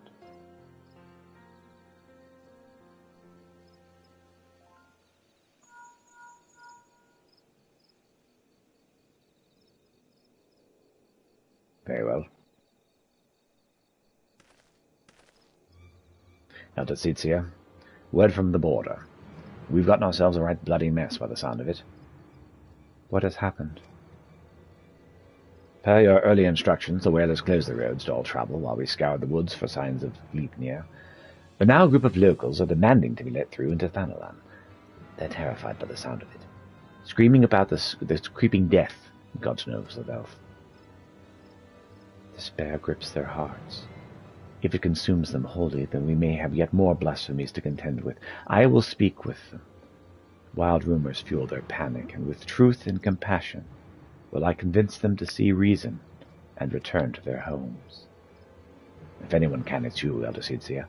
We're doing our best to keep them calm for now, but my man's words painted a grim picture.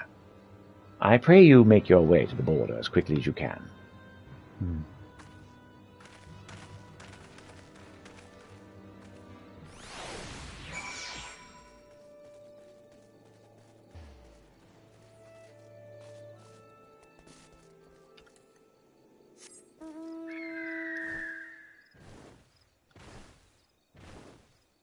I've forgotten that I can fly. Been playing so much on that other alt.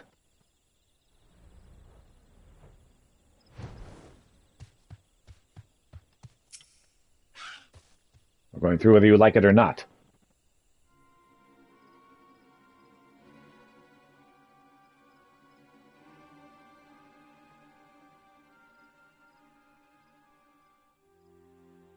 Let us through, damn you.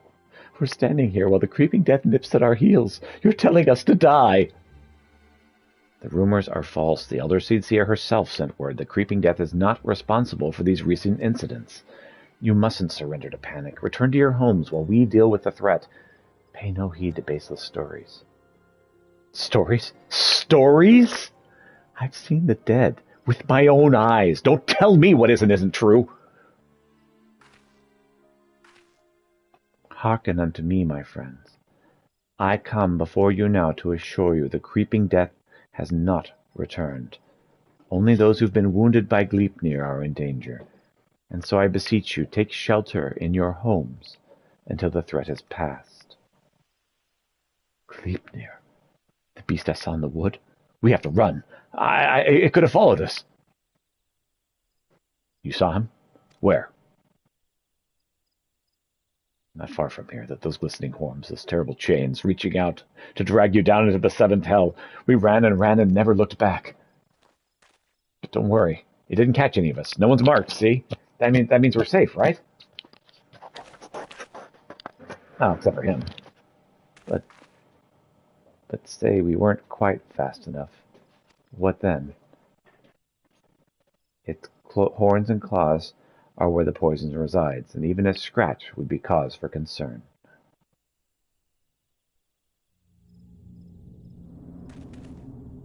Dude got scratched.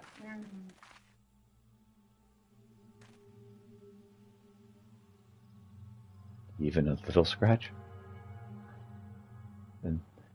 Then it's too late for me. Is that why my body feels like it's on fire? Couldn't say anything before now? You told me the branches tripped you up. You said it's what happened. You said...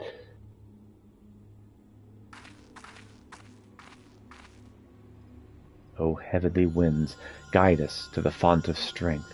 May we drink from it and be made whole.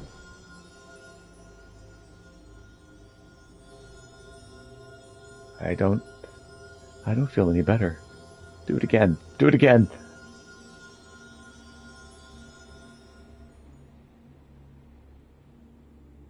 It hurts. Oh, help me. Conjuring has no effect. There can be no mistake. This is Gleipnir's doing. Even so, I ask you, do not lose heart. Stay strong. For if we surrender to fear, the beast has already won. No. I don't want to die. Please, help me. Get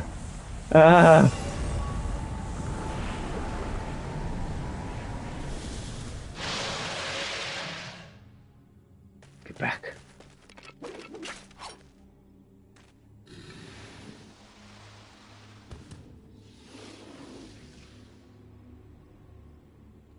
You said it wasn't. Why? Why? Liars. Liars, all of you. None of us are safe. None of us will... Freaking contagious despair.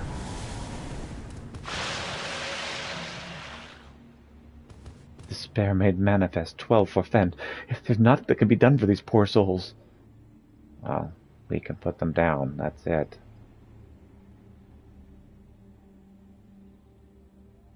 Not but one thing I know. We must lay them to rest. Contain this threat. You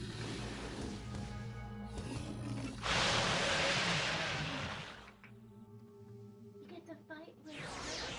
I guess so.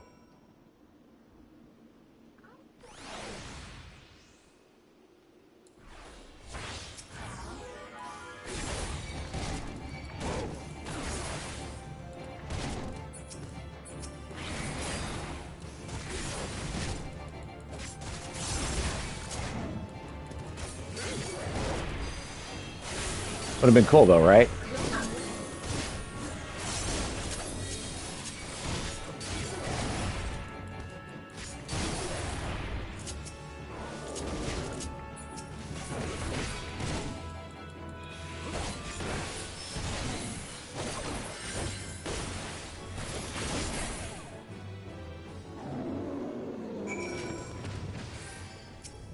You can take this back. I really can. There at peace. Would that it had not come to this. I was powerless to prevent it. You did all you could, Elder Seedseer. Is this what's going to happen to all of us? Is there no hope? What you witnessed was the fate of those who fall to the deepest despair. It feeds upon grief and anguish, and it is more deadly than Gleipnir itself. But as I swore to you that we shall defeat the blasphemy that haunts our homeland, so too do I swear that despair will not be the end of us. Keep the faith. Look to the horizon, for brighter days will come. As you say, Elder Seedseer. As you say. Gleipnir is not here, and so you are free to return to your homes. I but urge you to take care on the path back. We will, Elder Seedseer.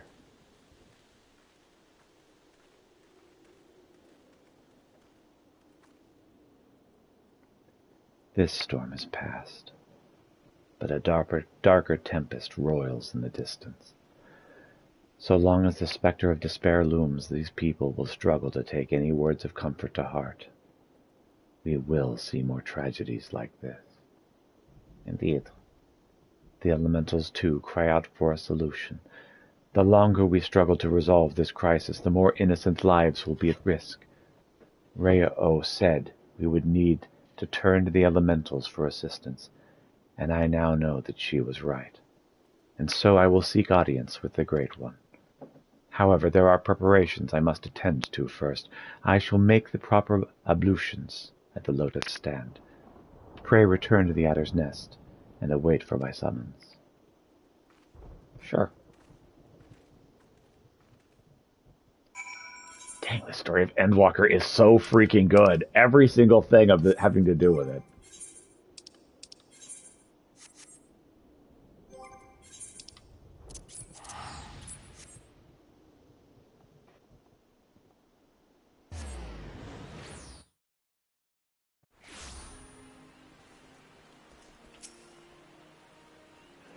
Well, despite our best efforts, we've been unable to prevent further loss of life. I foresee an even greater hardship ahead. As we press on, we mustn't forget the words of the Elder Seedseer. We must strive to remain undaunted in the face of despair. Indeed. She's preparing with her communion, the Great One. When the time is right, she'll call upon us both. Until then, my friend, be strong. The situation has worsened since last we spoke. Gleipnir grows bolder in his attacks, and the conjurers are spread thin in their efforts to attend the victims. Moreover, we are no closer to finding a means to counteract the blasphemy's poison. With no choice but to await the death that claims them, some are overwhelmed by hopelessness, becoming mad beasts that lash out at former countrymen. Such tragedies all too easily beget further tragedy, as bereaved loved ones are in turn overcome and share in the same horrid fate. The people speak of these incidents in hushed whispers, afraid that any moment a monster might appear within their very midst. We must slay Gleipnir without further delay. Indeed.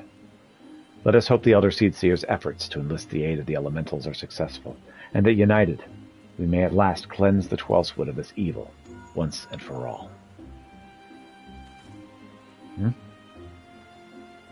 Urgent news, Pieter. Gleipnir has ambushed a party of wood whalers. They're engaged with the blasphemy near the Guardian Tree, where the Great One slumbers. This bodes ill. Has it divined the Elder Seedseer's intent? Is it attempting to prevent her from communing with the elementals? Oh, in any event, we cannot let Gleipnir harm the tree. The Elder Seedseer bade us rendezvous with her at Sorrel Haven. We leave at once. Sure.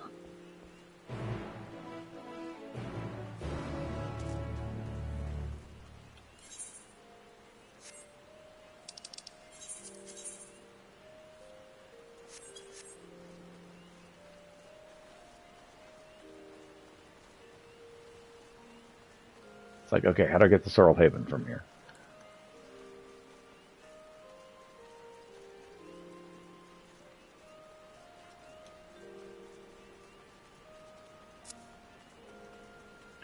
Alright, I'm going to quickly use a restroom, and then I shall return. Burb.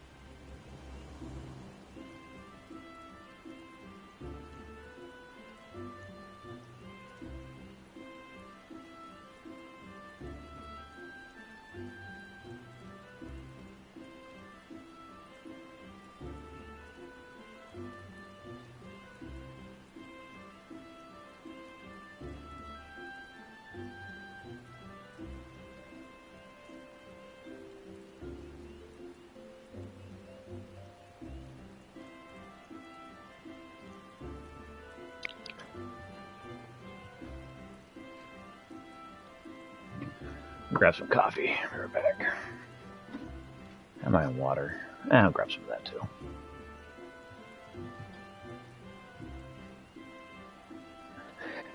It's a constant cycle of liquid in, liquid out.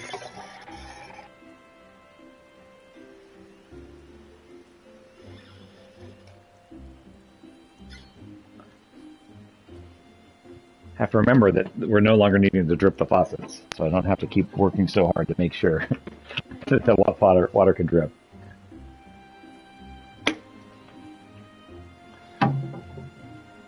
Oh, I am so looking forward to trying that borscht.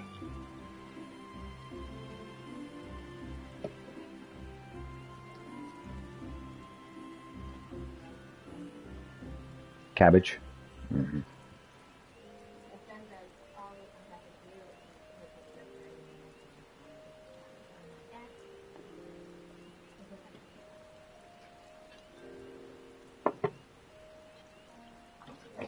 Cabbage overcooks easily. That's why they're saying that. Alright, let's go through here. And... alright. Let's go, Big Bird. Wait, you're not Big Bird.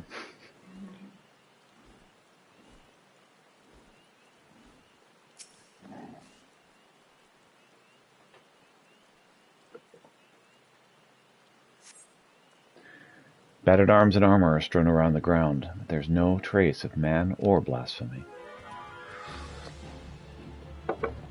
Lovely.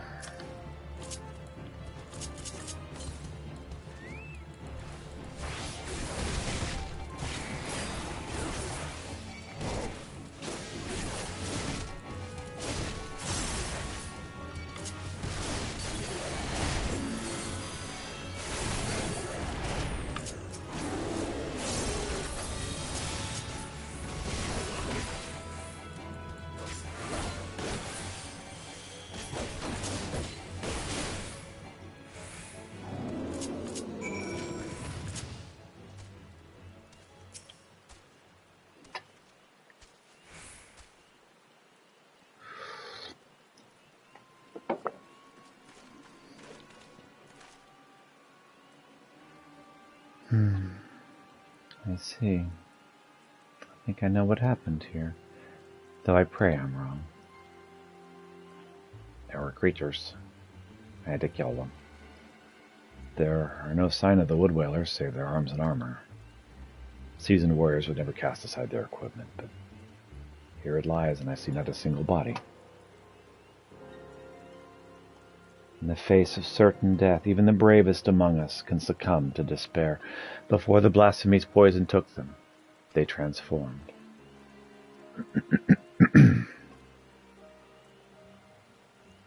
Leipnir could not have gone far. He may be watching us even now. Be on your guard. The air is thick with corruption. If the wood whalers succumb to this man, then we can expect a hard fight. Though I dread the thought of hurting our brave soldiers, we cannot allow the creatures that they have become to roam free. Let us form 2 groups to more quickly track down and cull the beasts. Once we have finished, we shall regroup under the boughs of the guardian tree. Sure.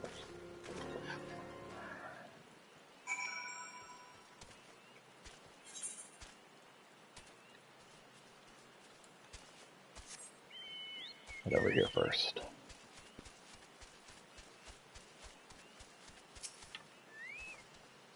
As Kitty makes cute trilling sounds. You find no trace of the whalers turned beasts. Whalers turned beasts.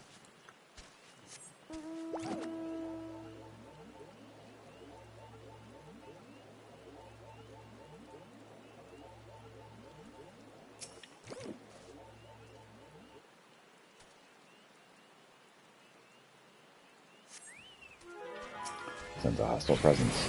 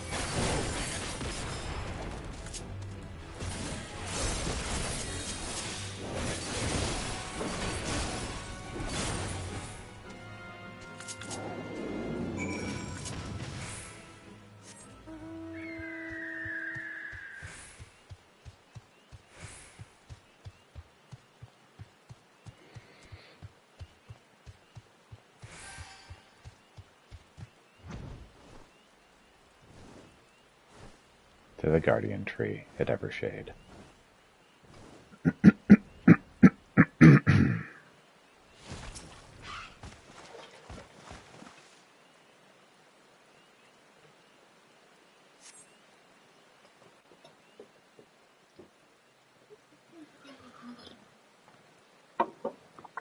Well, I have 2 cats over there.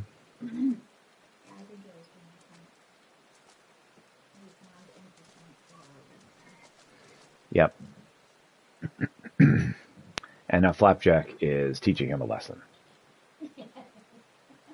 Our work is done, then. The loss of so many brave souls is tragic, but now they are at peace, and the guardian tree is safe.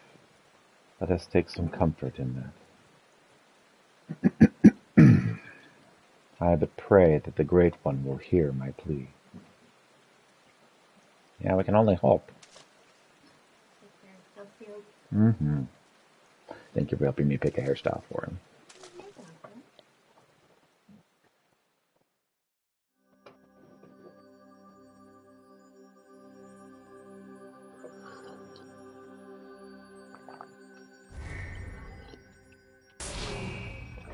Ah. Yeah, I would never have picked that one myself. So. Seedseer, are you hurt? The Great One is filled with fear. An all-consuming fear, unlike any I've ever felt. It spoke to me, and its words were clarion. Drive the evil away. Drive the evil away. It can think of naught else, and so we will not receive the aid we seek, not until we dispel the dread that claws at the forest's very heart. No, this was our last hope.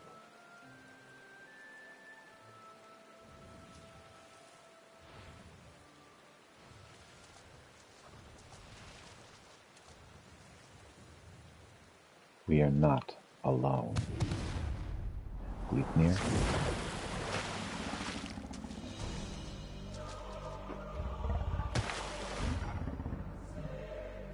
Gleipnir appears to be a behemoth-style creature. There can be no mistake. This is the profane beast, the blasphemy that has mired the Twelfth Wood in despair. Gleipnir. Stay back.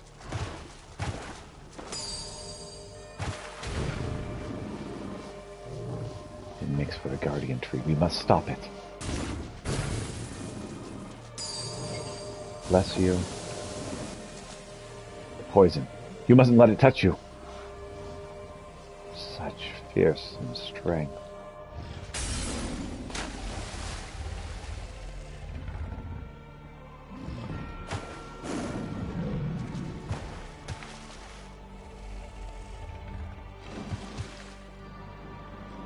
You will not have her.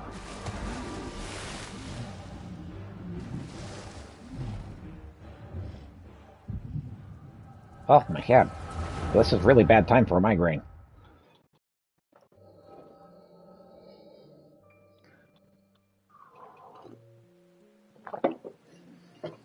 In accordance with our covenant, we Pajal have been blessed by the elementals. For the moment we are chosen, we are bound to act as mediators, both between man and nature. The most skilled amongst us are honored as seed seers. It is their duty to guide Gridania through times both poor and prosperous. I cannot say which of you will be found more worthy. In my estimation, both have the potential to become seed seers. Of that I became more certain by the day.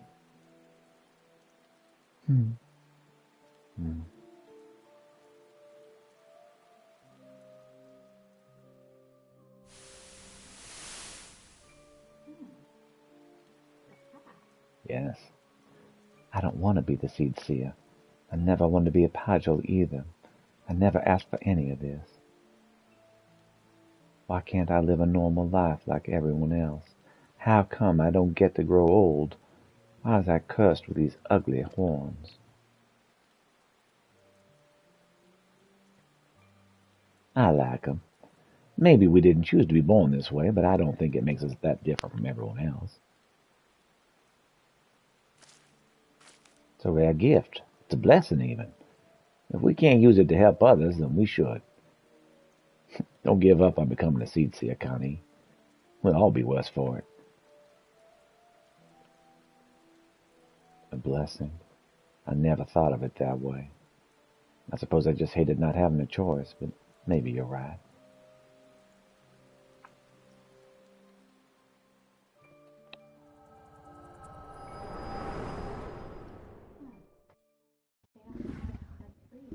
Nope. No, the Pajal are kind of locked in to their lives. That's why they don't leave the 12th Wood. Connie.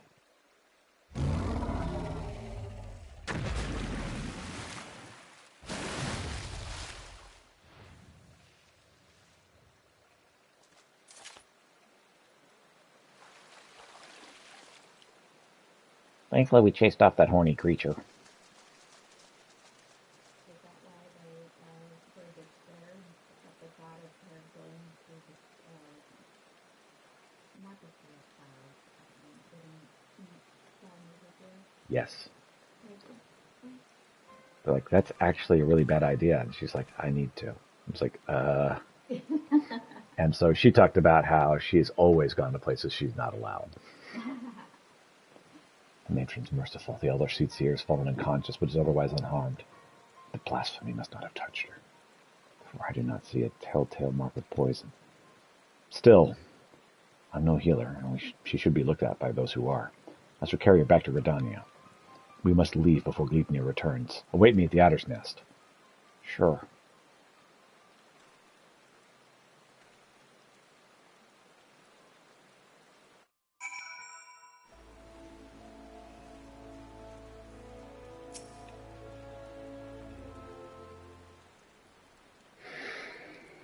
Allow me to thank you again for your assistance. The Elder Seer has been delivered into the care of Istuni Yan. By the grace of the elementals, she will make a full recovery. In fact, she's already regained consciousness. Is not yet allowed to receive visitors. We can but wait now. God damn it, I was useless. I could do nothing while the Elder Seer faced Gleipnir alone. I was to be her shield. I stand before you while she lies abed as proof of my failure. Connie Santa lives still, and she yet requires your protection.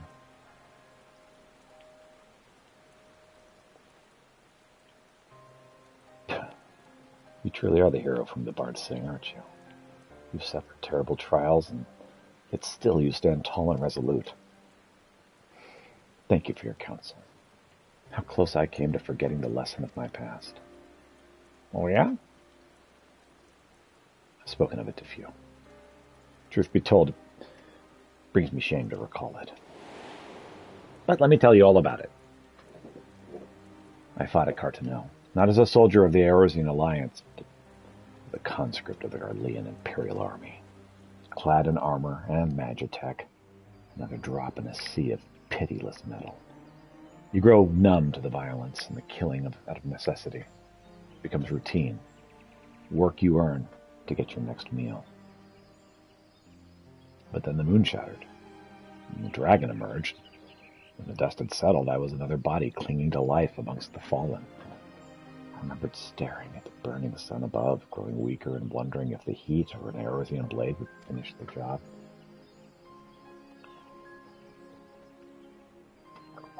It wasn't death that came, but salvation.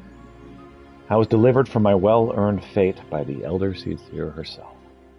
She deigned to save a man who once bared steel against her people. And her kindness didn't end there. Once my wounds had healed, she welcomed me with open arms. Never did she regard me with any distrust, or did she even make me feel obliged to repay any debt. She fought not to take life, but to save it. Through our friendship, I came to see the wisdom of that distinction, and pledged my remaining years to her service.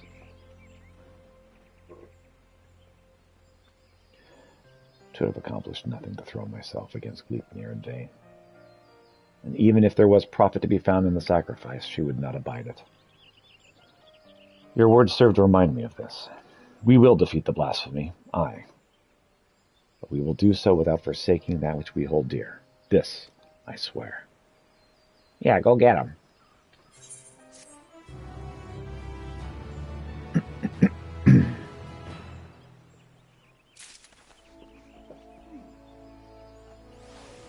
Okay.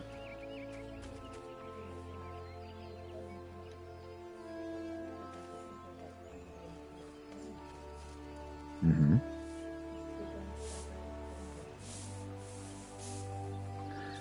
You mean losing their souls? I don't know.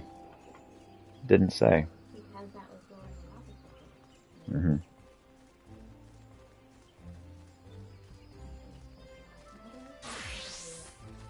The live stream. Mm-hmm. It would just make sense.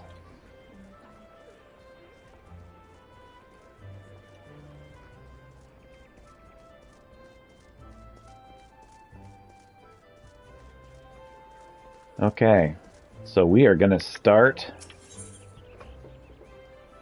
with the next little bit, which is fishing.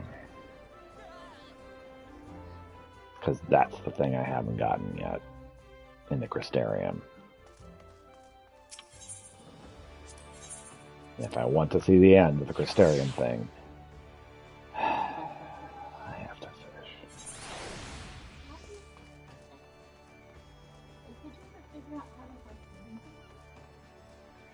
Since I haven't started fishing, no.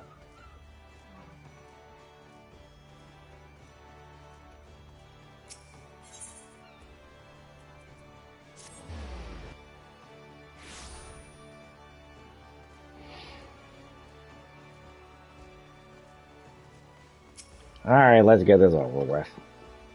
Well, a well-wishing welcome to you, adventurer friend. You've worked your way to Fisherman's Bottom. When you want to fish for just a day. Sorry, wrong, boys. When you want to fish for just a day, you call a culinarian, but we fishermen feast for life. I've set the bait. Are you ready to bite? Wish to join the Fisherman's Guild? I guess. Hooray, hooray! Looks like we've got a live one. Let me walk you through the life of a fisherman in Limsa. Since we're surrounded by the sea, the fishing sites are a fisherman's delight. If you can't fish it here, you can't fish it anywhere. Well, that's false. While some of us rope our fish in with rods and reels, others skim the seabed with nets for creepy crawly critters. You might say we've cast a wide net. People prattle about the pullers just about everywhere in Limsa. And there's much and more I haven't mentioned. We shepherd the ships, preside over the ports, manage the mongers, all while making sure not to leave any adventurers out to sea. I'll wager you'd prefer to work alone, so we'll start you off with a rod and a reel. Now, you may not necessarily net the numbers net fishing yields, but pole fishing positively pulls prettier prizes. And that's the long and short of it. When you're ready to begin, when you're ready for another bite of bait, I'll reel you in before the guild master. Yeah, let's just go, please. I hate to hear you have a change of heart. You haven't, have you? Let's just go, please. Oh, spoken truly like a true bespoke fisherman. Well then, it's time you met the guild master. But unfortuitously, unfortunately, and somewhat ironically, our nefarious netmaster is out fishing at the moment. This moment and every moment, that is. Our Sissy-Poo tends to tend to tasks that require tending to, such as deciding whether you'll sink or swim in our guild. Sissy-Poo's presiding over there, at these pools, whenever you decidedly decide to say hello. She might seem somewhat standoffish, but she's only keeping an eye out for sharks. Be yourself, and we have nothing to worry about.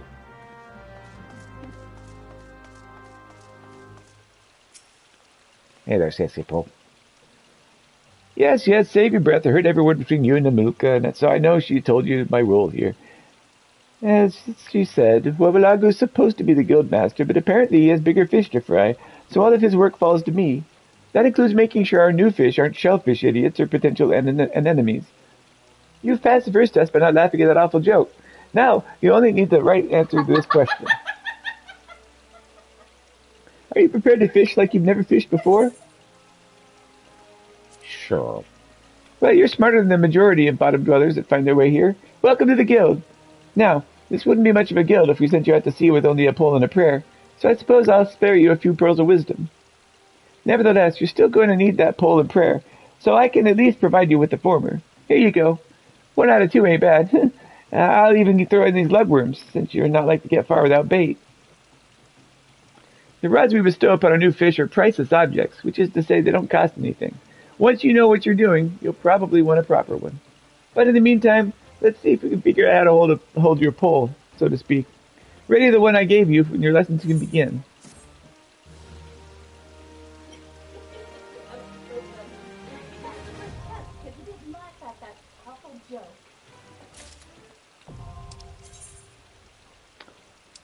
Alright.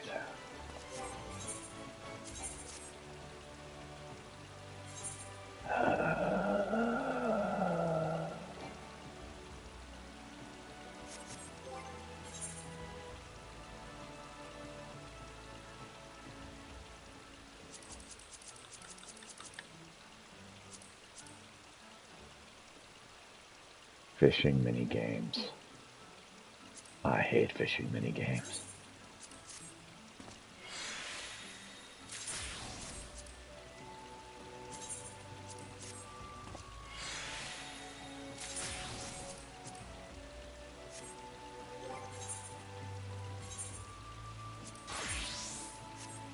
Uh-oh. My clothes fell off again. There we go.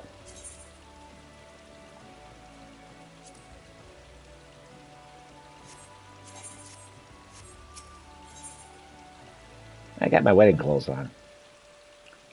Sisyphus would have liked to assign you your first task. Well, you look quite formidable.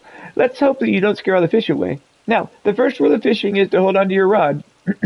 Take care of your rod, and your rod will take care of you. Let me know if I'm going too fast for you. Since you're new here, I'm going to start small. They don't come much smaller than anchovies.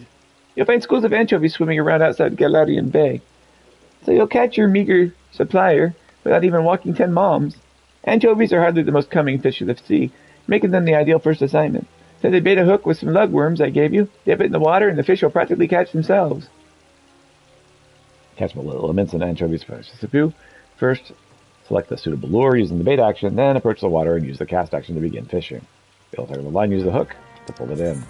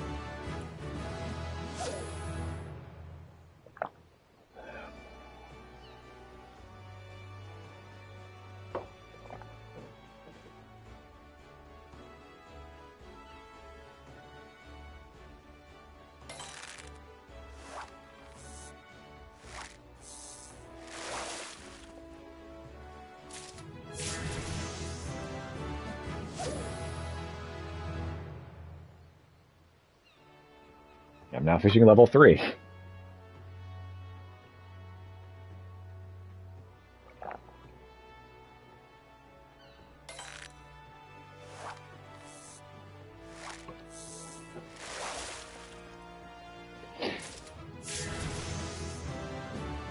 And now fishing level 4.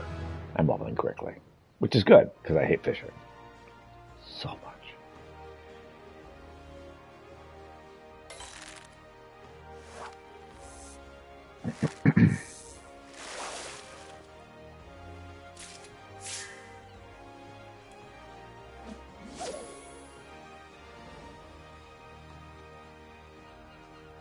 Finally caught something that didn't make me level up.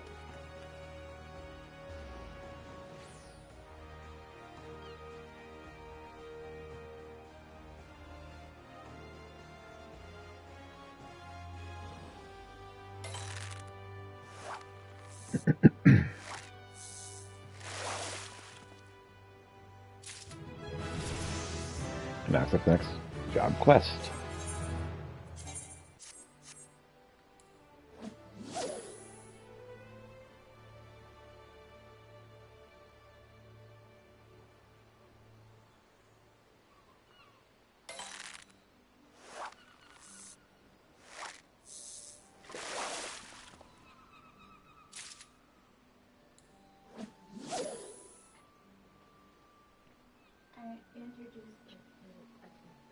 What'd you think? I let her smell it for a while, and then I pet her with it, and she purred. And so I'll just... She approves that. Yeah. So I'll eventually try some of it. Okay. So I was thinking if we could snap the arm of the toothbrush in half, that way we won't accidentally use the toothbrush for anything other than cat. I didn't put it. Okay. So you don't just... Okay.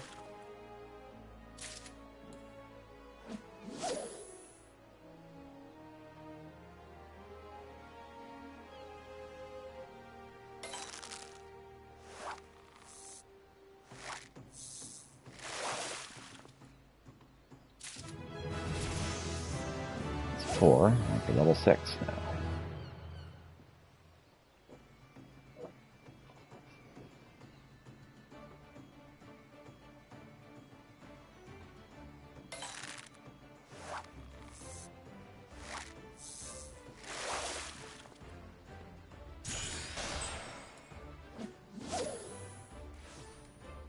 Oh. Okay. I spirit bonded successfully with our wedding ring.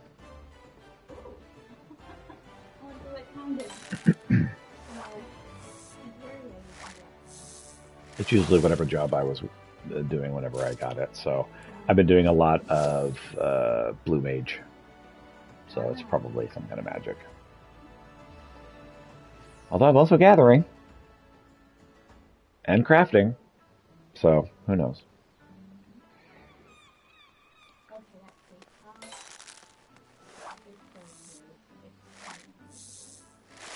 Uh-huh.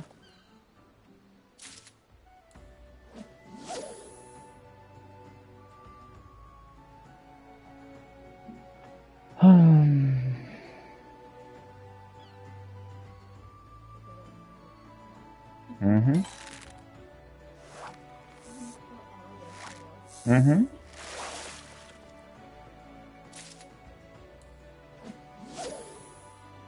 He's just out here defying gravity. That's not how flying works.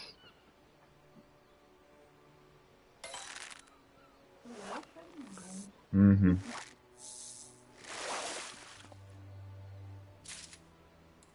It's like, really? You have a flying manatee and you're complaining about the bird?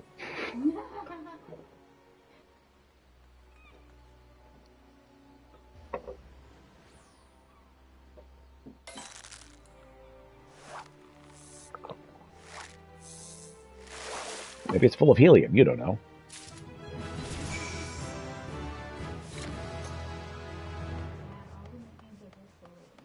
Mm-hmm. Anchovies swim off at every shore of Limsa Minsa, so you can bring him back from anywhere you like, as long as it's not the fishmongers.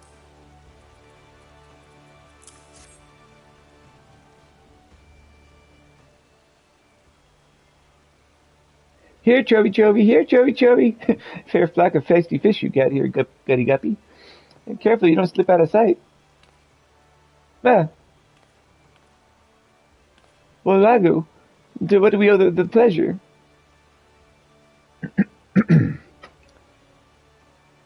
A guildmaster's gotta get after the guppies, dividing up the daily drudgery, picking up the proper potable, and such support and service.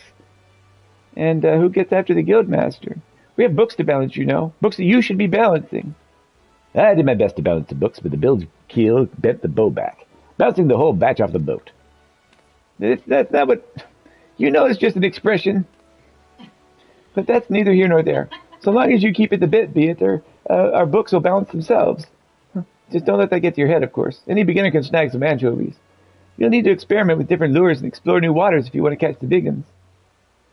Fundamentals are fine, but the fun is fishing for new finds. Like my uncle said, fishing's like philandering. You never know what you'll catch. And with those well-spoken words of wisdom, let's leave you to your wiles. Ha ha! Next fish request will be available from Sissy Boo upon reaching level 5. And I hear abrupt chaos in our bedroom.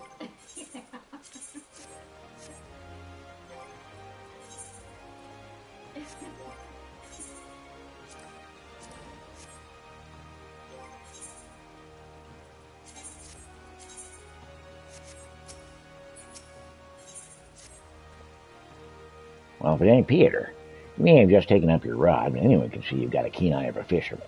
And I reckon you're looking to make that eye keener still. Bigger fish, more exotic locales, that's what we all seek, isn't it? And it just so happens I can tell you how to find them. You see, the Fisherman's Guild has just finished constructing a vast boat equipped for voyagers in the high seas. As far as I know, Captain Fizaraco, we're still looking for a band of fishermen adventurous enough to brave the deepest fishing hole of them all. If you think you got the stones for it, I'm sure he'll be glad to take you on. Yeah, what I want.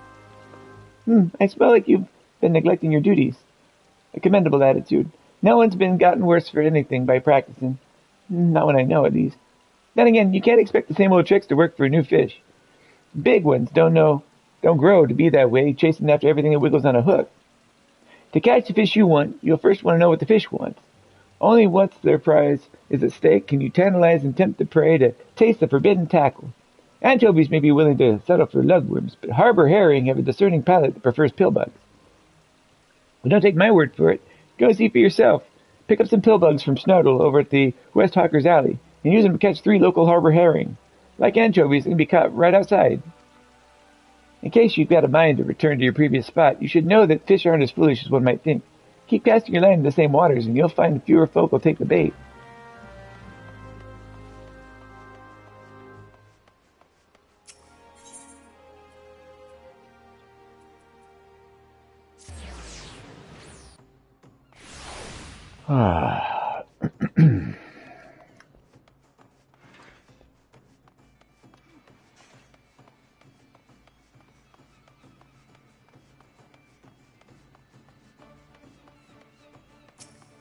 Horizontal.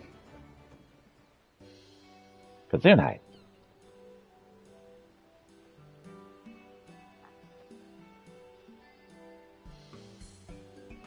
Hey there. Another daring soul come to join our crew, eh?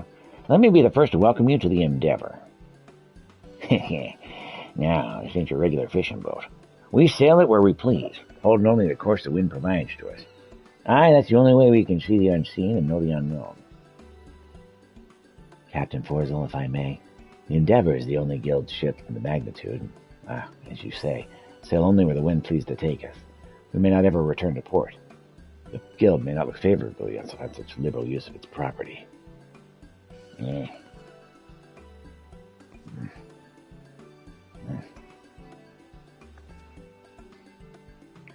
My apologies for forgoing the introduction. I'm Drasoka, sent from the Fishermen's Guild to oversee the venture.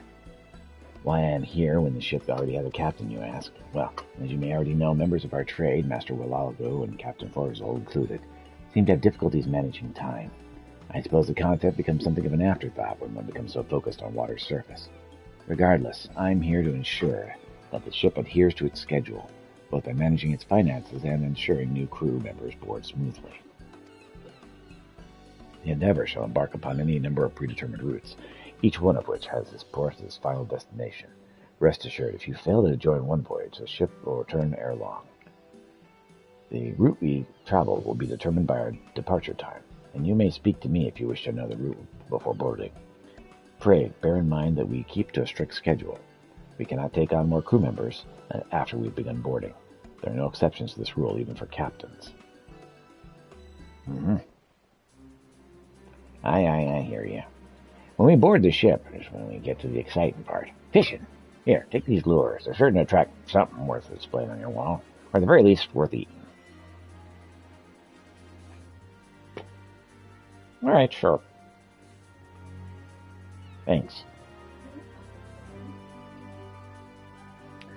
Yep, that is the traditional headwear of one of the peoples of Dawntrail. Should be enough to last for one voyage at least. If you're looking for other kinds of bait, you can buy it here in the docks or on the ship. Try to switch it up now and then, because you only use the same bait. You're only going to keep catching the same fish. That ain't why we do this, is it? Yeah, sure, whatever. One last thing. For Dashoka here may be in charge of the particulars on land. Once we're on the ship, it's my word you'll heed. And so, when I say we're fishing here or we're sailing there, I won't hear no objections. As long as we're clear on that, I believe we'll be bounteous fishing for all. And with that, the Endeavor is yours to board. If you wish to enter the ship, you will only need a more detailed explanation of what it is we do. You only need to ask.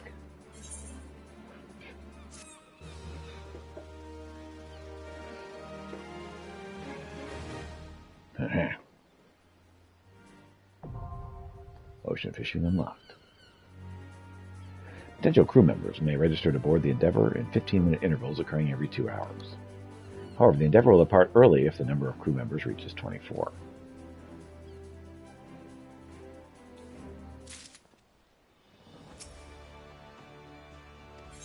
From the Endeavor, maybe joining us. Recruitment begins again in 53 minutes, so right around 10 o'clock.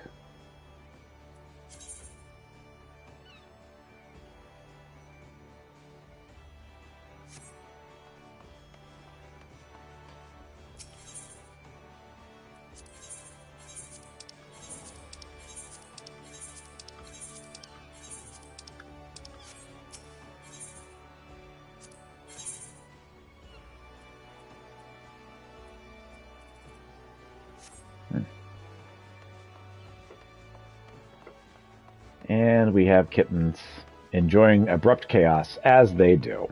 It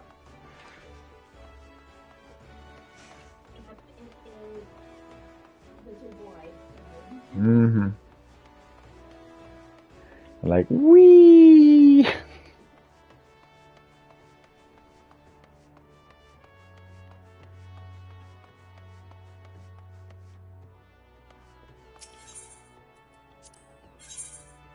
Pill bugs.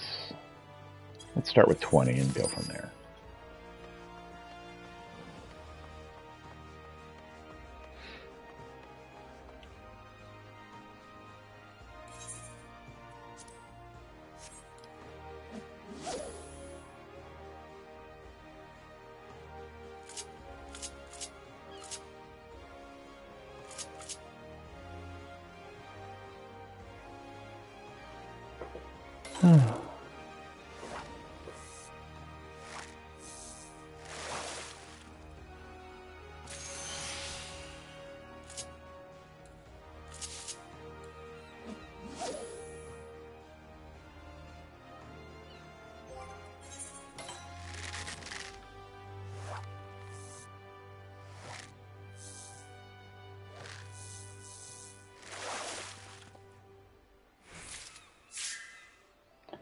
That's one harbor herring.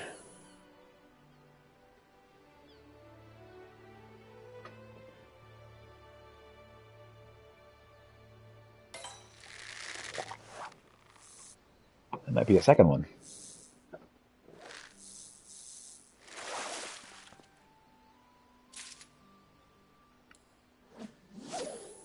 Can we get a third?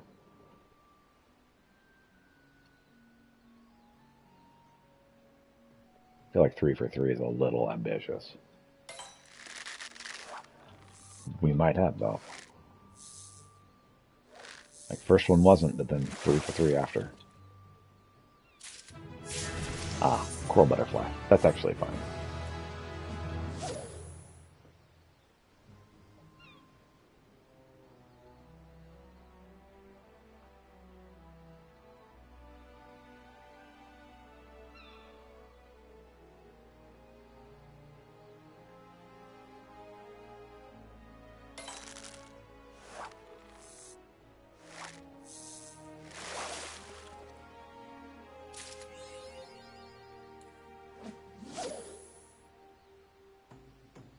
Good things come to those who bait.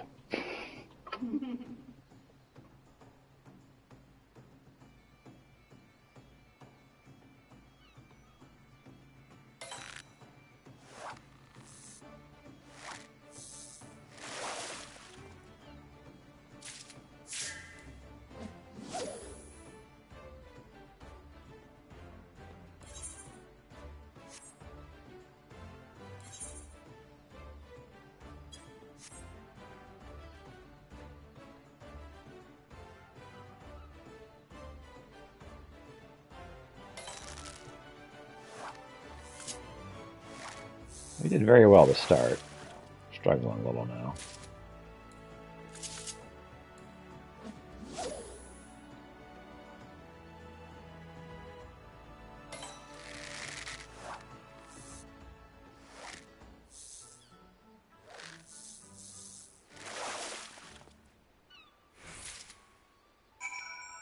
There we go. We just needed to use some extra motivation.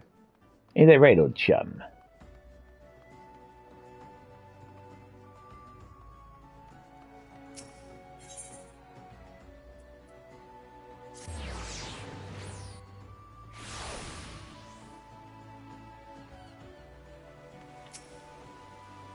Bring me 3 harbor herring, Peter. This will test both your ability to use pill bugs as bait and your ability to count.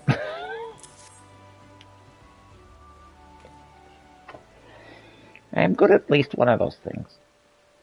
Nothing better than salted harbor herring. Save for perhaps fried harbor herring. Or grilled. No, definitely salted. You know, in my yesteryears of my youth, I used to use fish I yanked out to yield an even bigger one. A good gamble until the game got gargantuan. I guess I got greedy. Where did you Well, sometimes it's best to throw back the big ones. Good gods, what's a guildmaster got to do to garnish your grain of gratitude? Acting respectable would be a start. Respectable. I filled the seas and snared everything that swam in them. And that would be an accomplishment if by everything that swam in them you mean fish, not lady divers. All you ever brought back were stories about carousing with trollops. Heh. The chauvinism is just a red herring. The harbor herring is what's important, namely, the lesson of thinking about the perspective of the fish when selecting bait. In that regard, you can say you truly have a mind of a fish, so here is a treat. Some of that would be gibberish at first, but as you make observations and jot down notes, eventually, all of it will be gibberish. Now, take some time to steady up, and be careful not to fry your fish brain. You'll need your next lesson.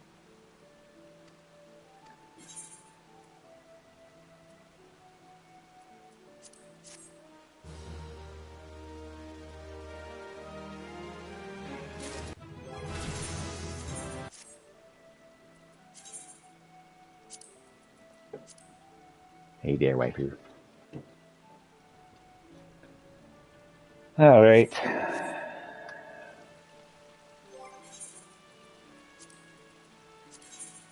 Die.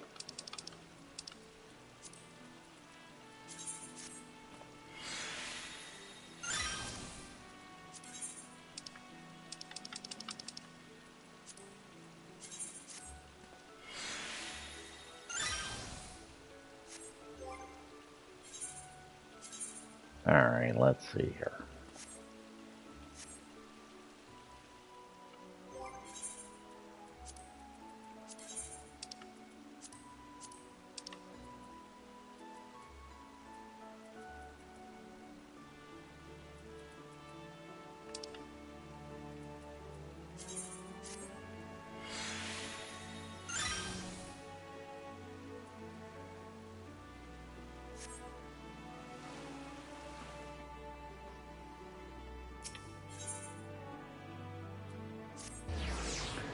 Have to buy some white shiny dye.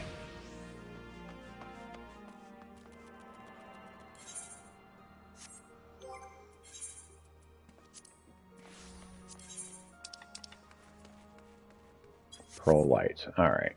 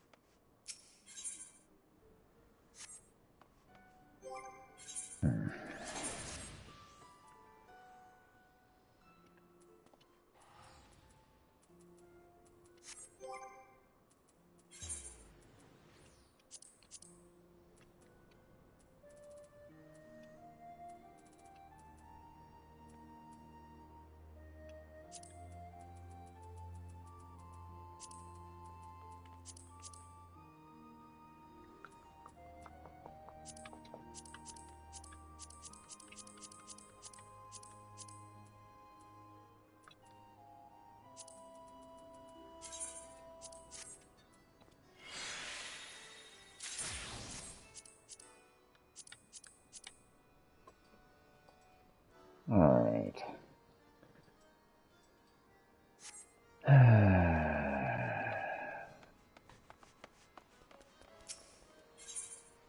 Fishing.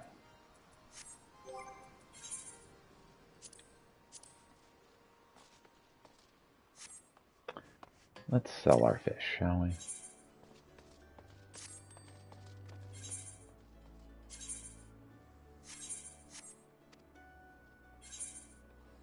Yep, you're the one I want to sell it with.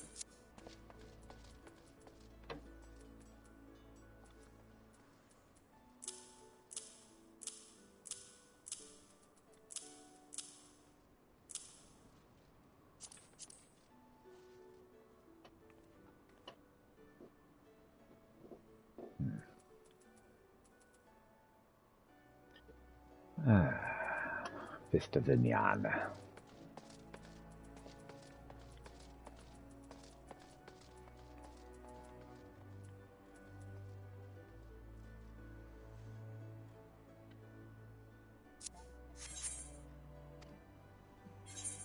It will be done.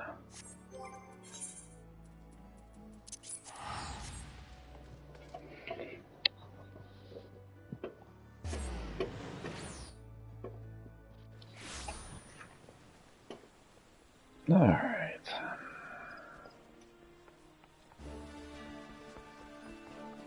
What am I doing? Picking up our new fish. Crayfish.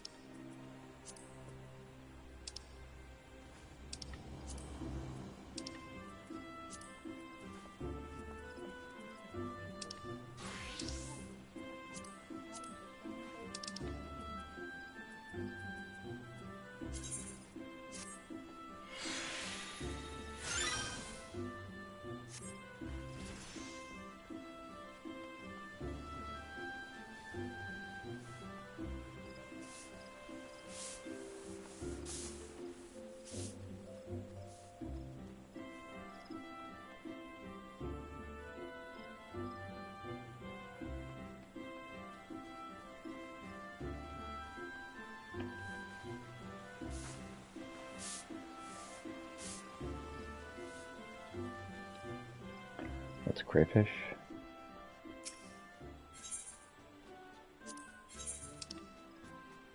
Yeah, crayfish. Okay. So I need to figure out where's the crayfish going to be.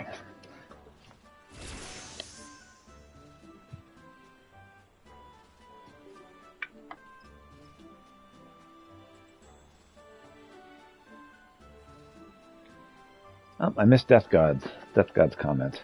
Oh, darn.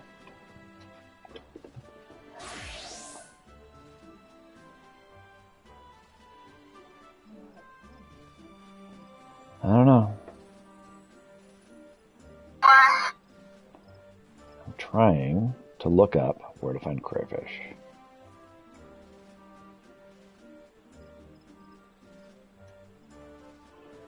I have very little patience with fishing in games.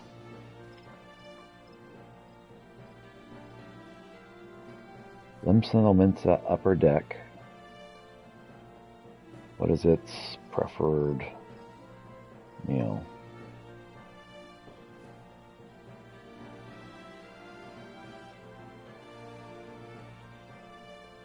Moth pupae.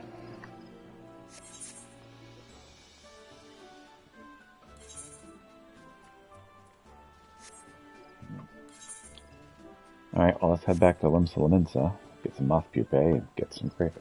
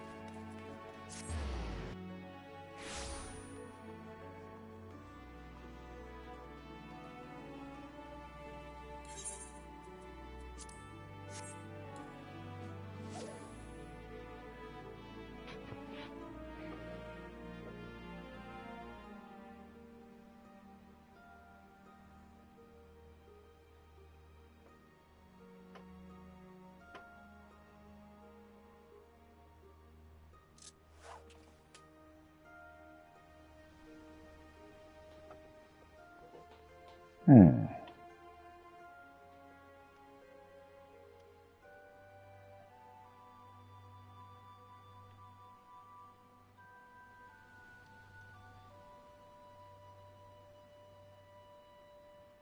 In the middle of Nosha, the Rogue River.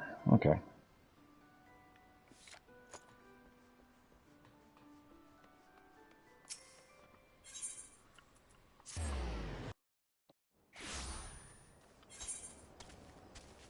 Where's that, you might ask? I don't know. We'll find out.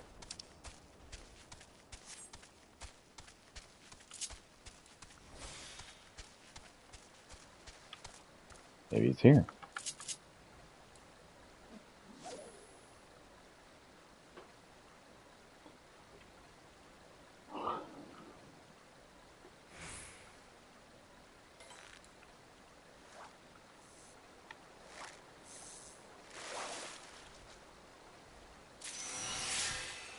And there you go.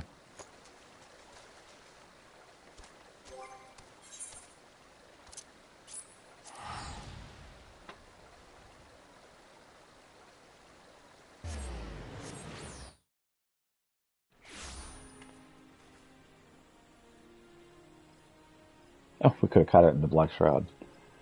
Oh well, that's fine.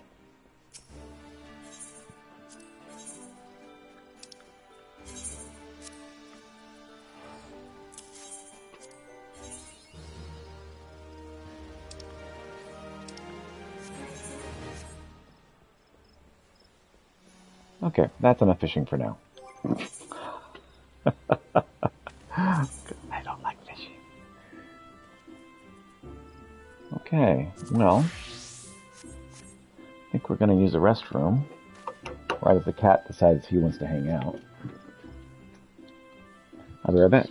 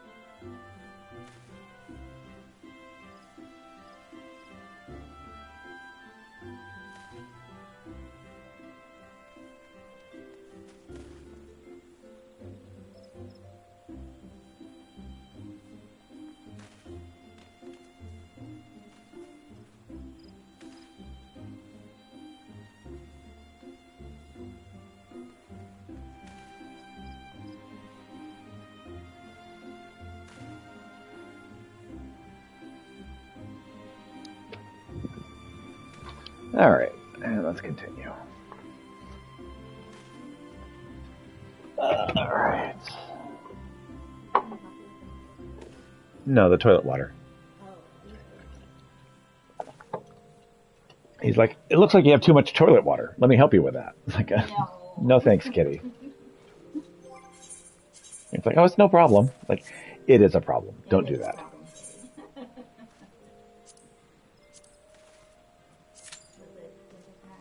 Uh-huh.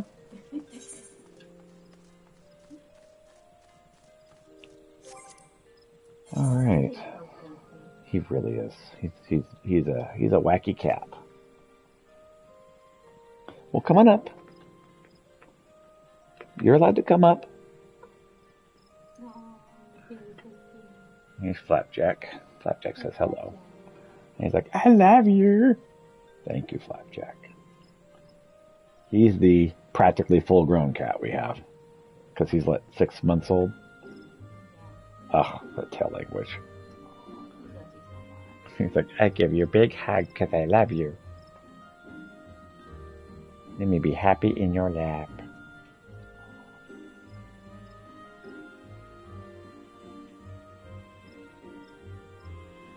Oh, such a happy cat. He has all of the purrs. All of them, you hear? No one else gets any.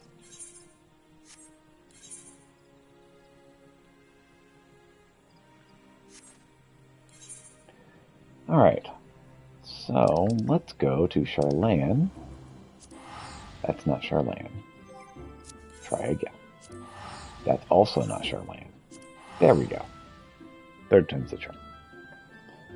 And we're going to pick up some hunt materials and go a-hunting.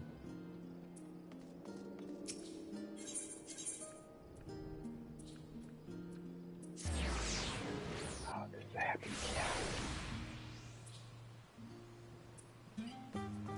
Happy kitty is happy. He's like, why'd you stop petting me? I didn't give you permission to stop.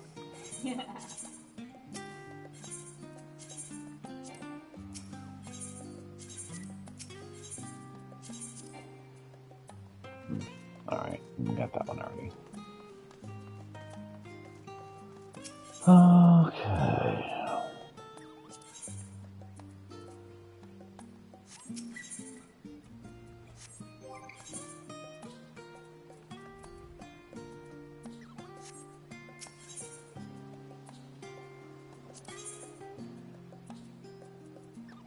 No, we're not there yet.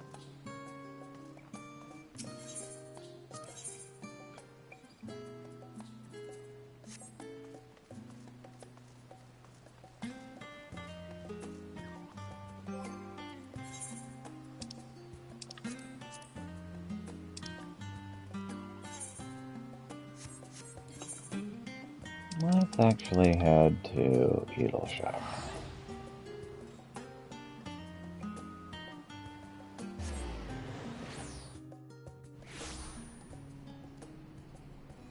So how's Bunifer?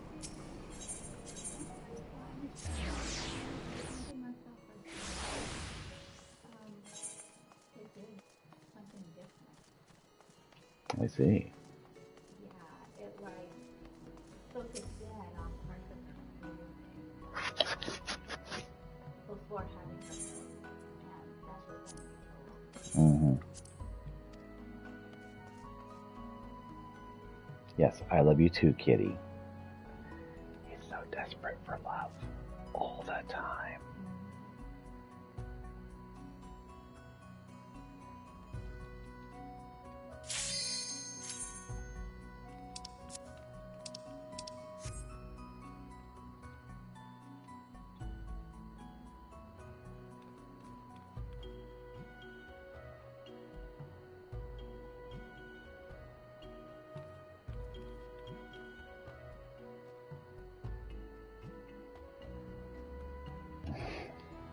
I know, kitty. Yeah, I love you too. Hey, Callisto's kit logged in. I did earlier though. We both had ended up in the Acer server first. Ah.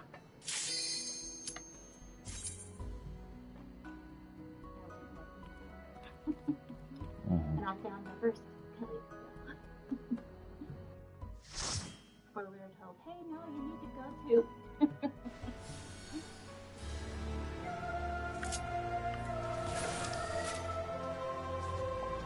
This cat.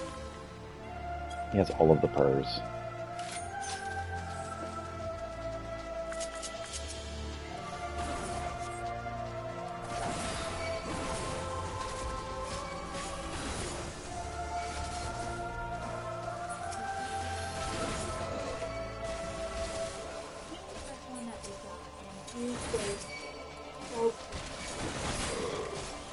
He's always been clingy.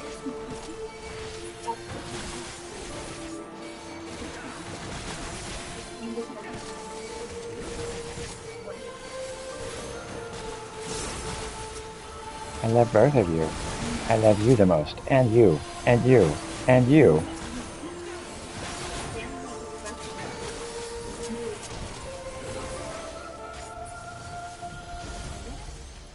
After making peace with the He I wouldn't say standoffish. He's just not as desperate for love that he was. Oh my gosh, stop.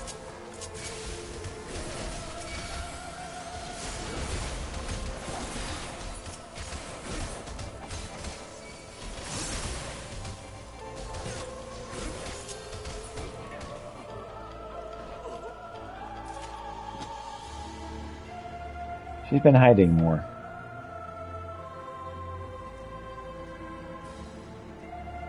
And there goes Flapjack.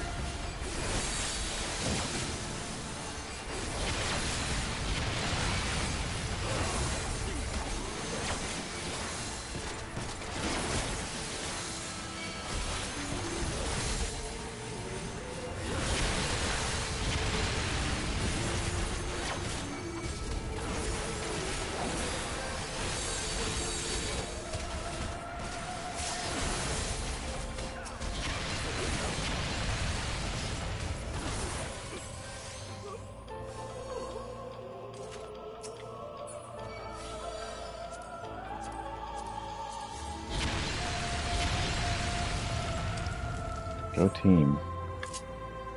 That was a really good save by the team.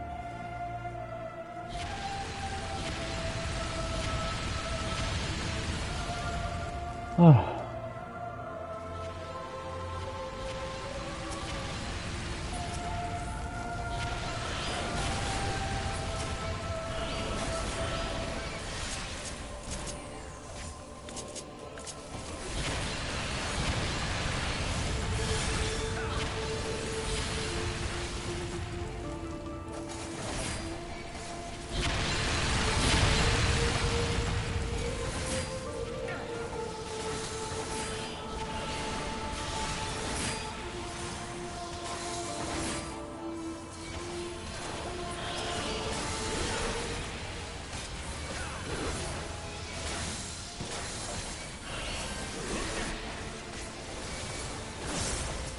Sir, you did not need to use your claws in that fashion. Count. You need to stop or you're getting off my lap.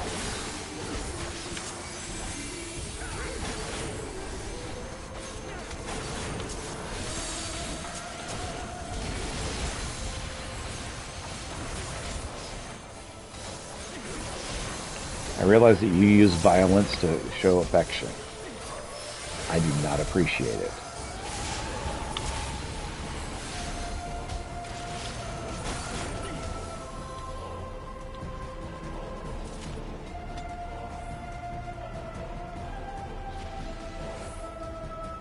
Scratched up my finger.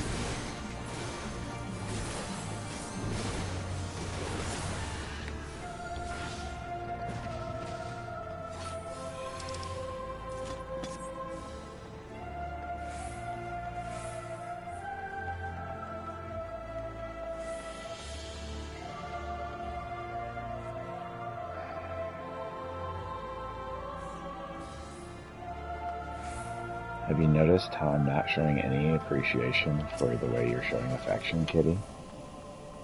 It has to do with the fact that you're showing affection using violence.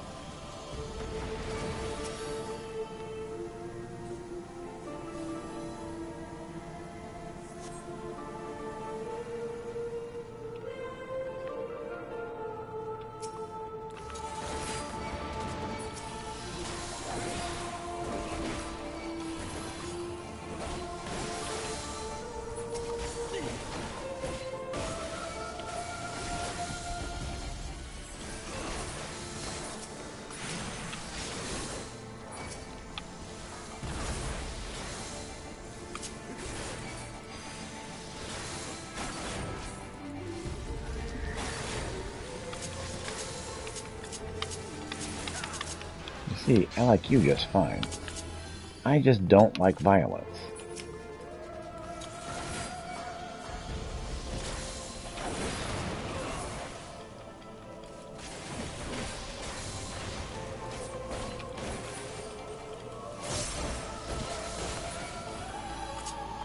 Mm-hmm.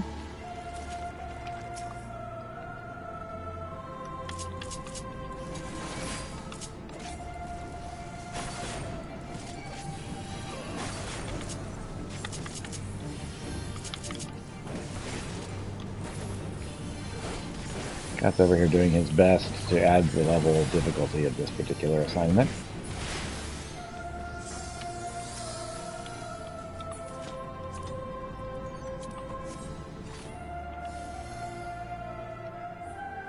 I mean, he's bringing out all of the claws.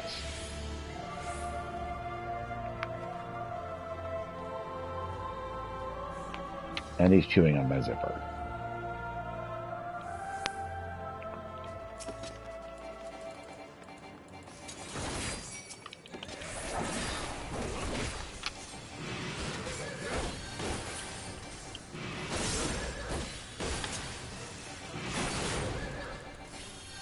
Good news is the metal is actually pretty tough, so it can take it. The bad news is he really is trying his best to hurt me.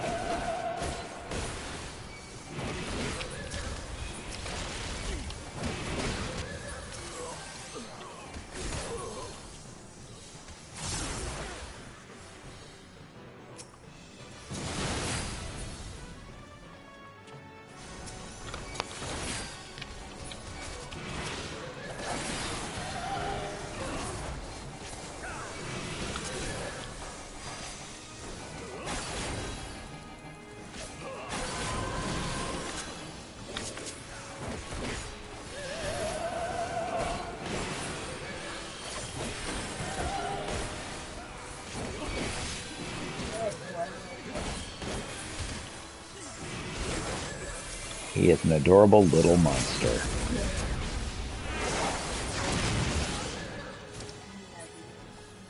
He does.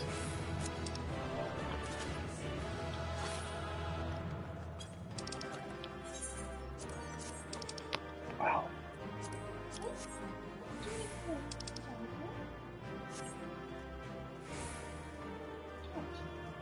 Yeah, he's being as violent as he can.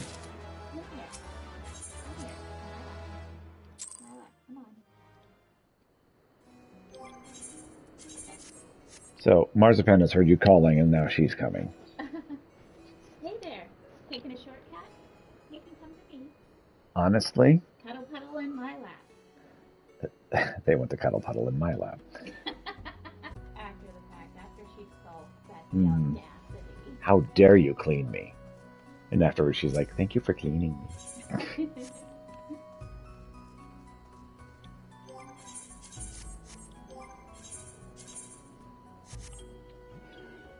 Okay.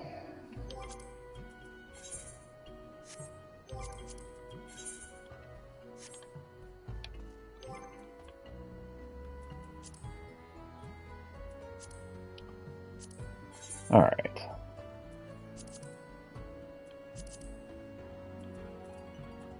Let's go ahead and hit a trial real quick.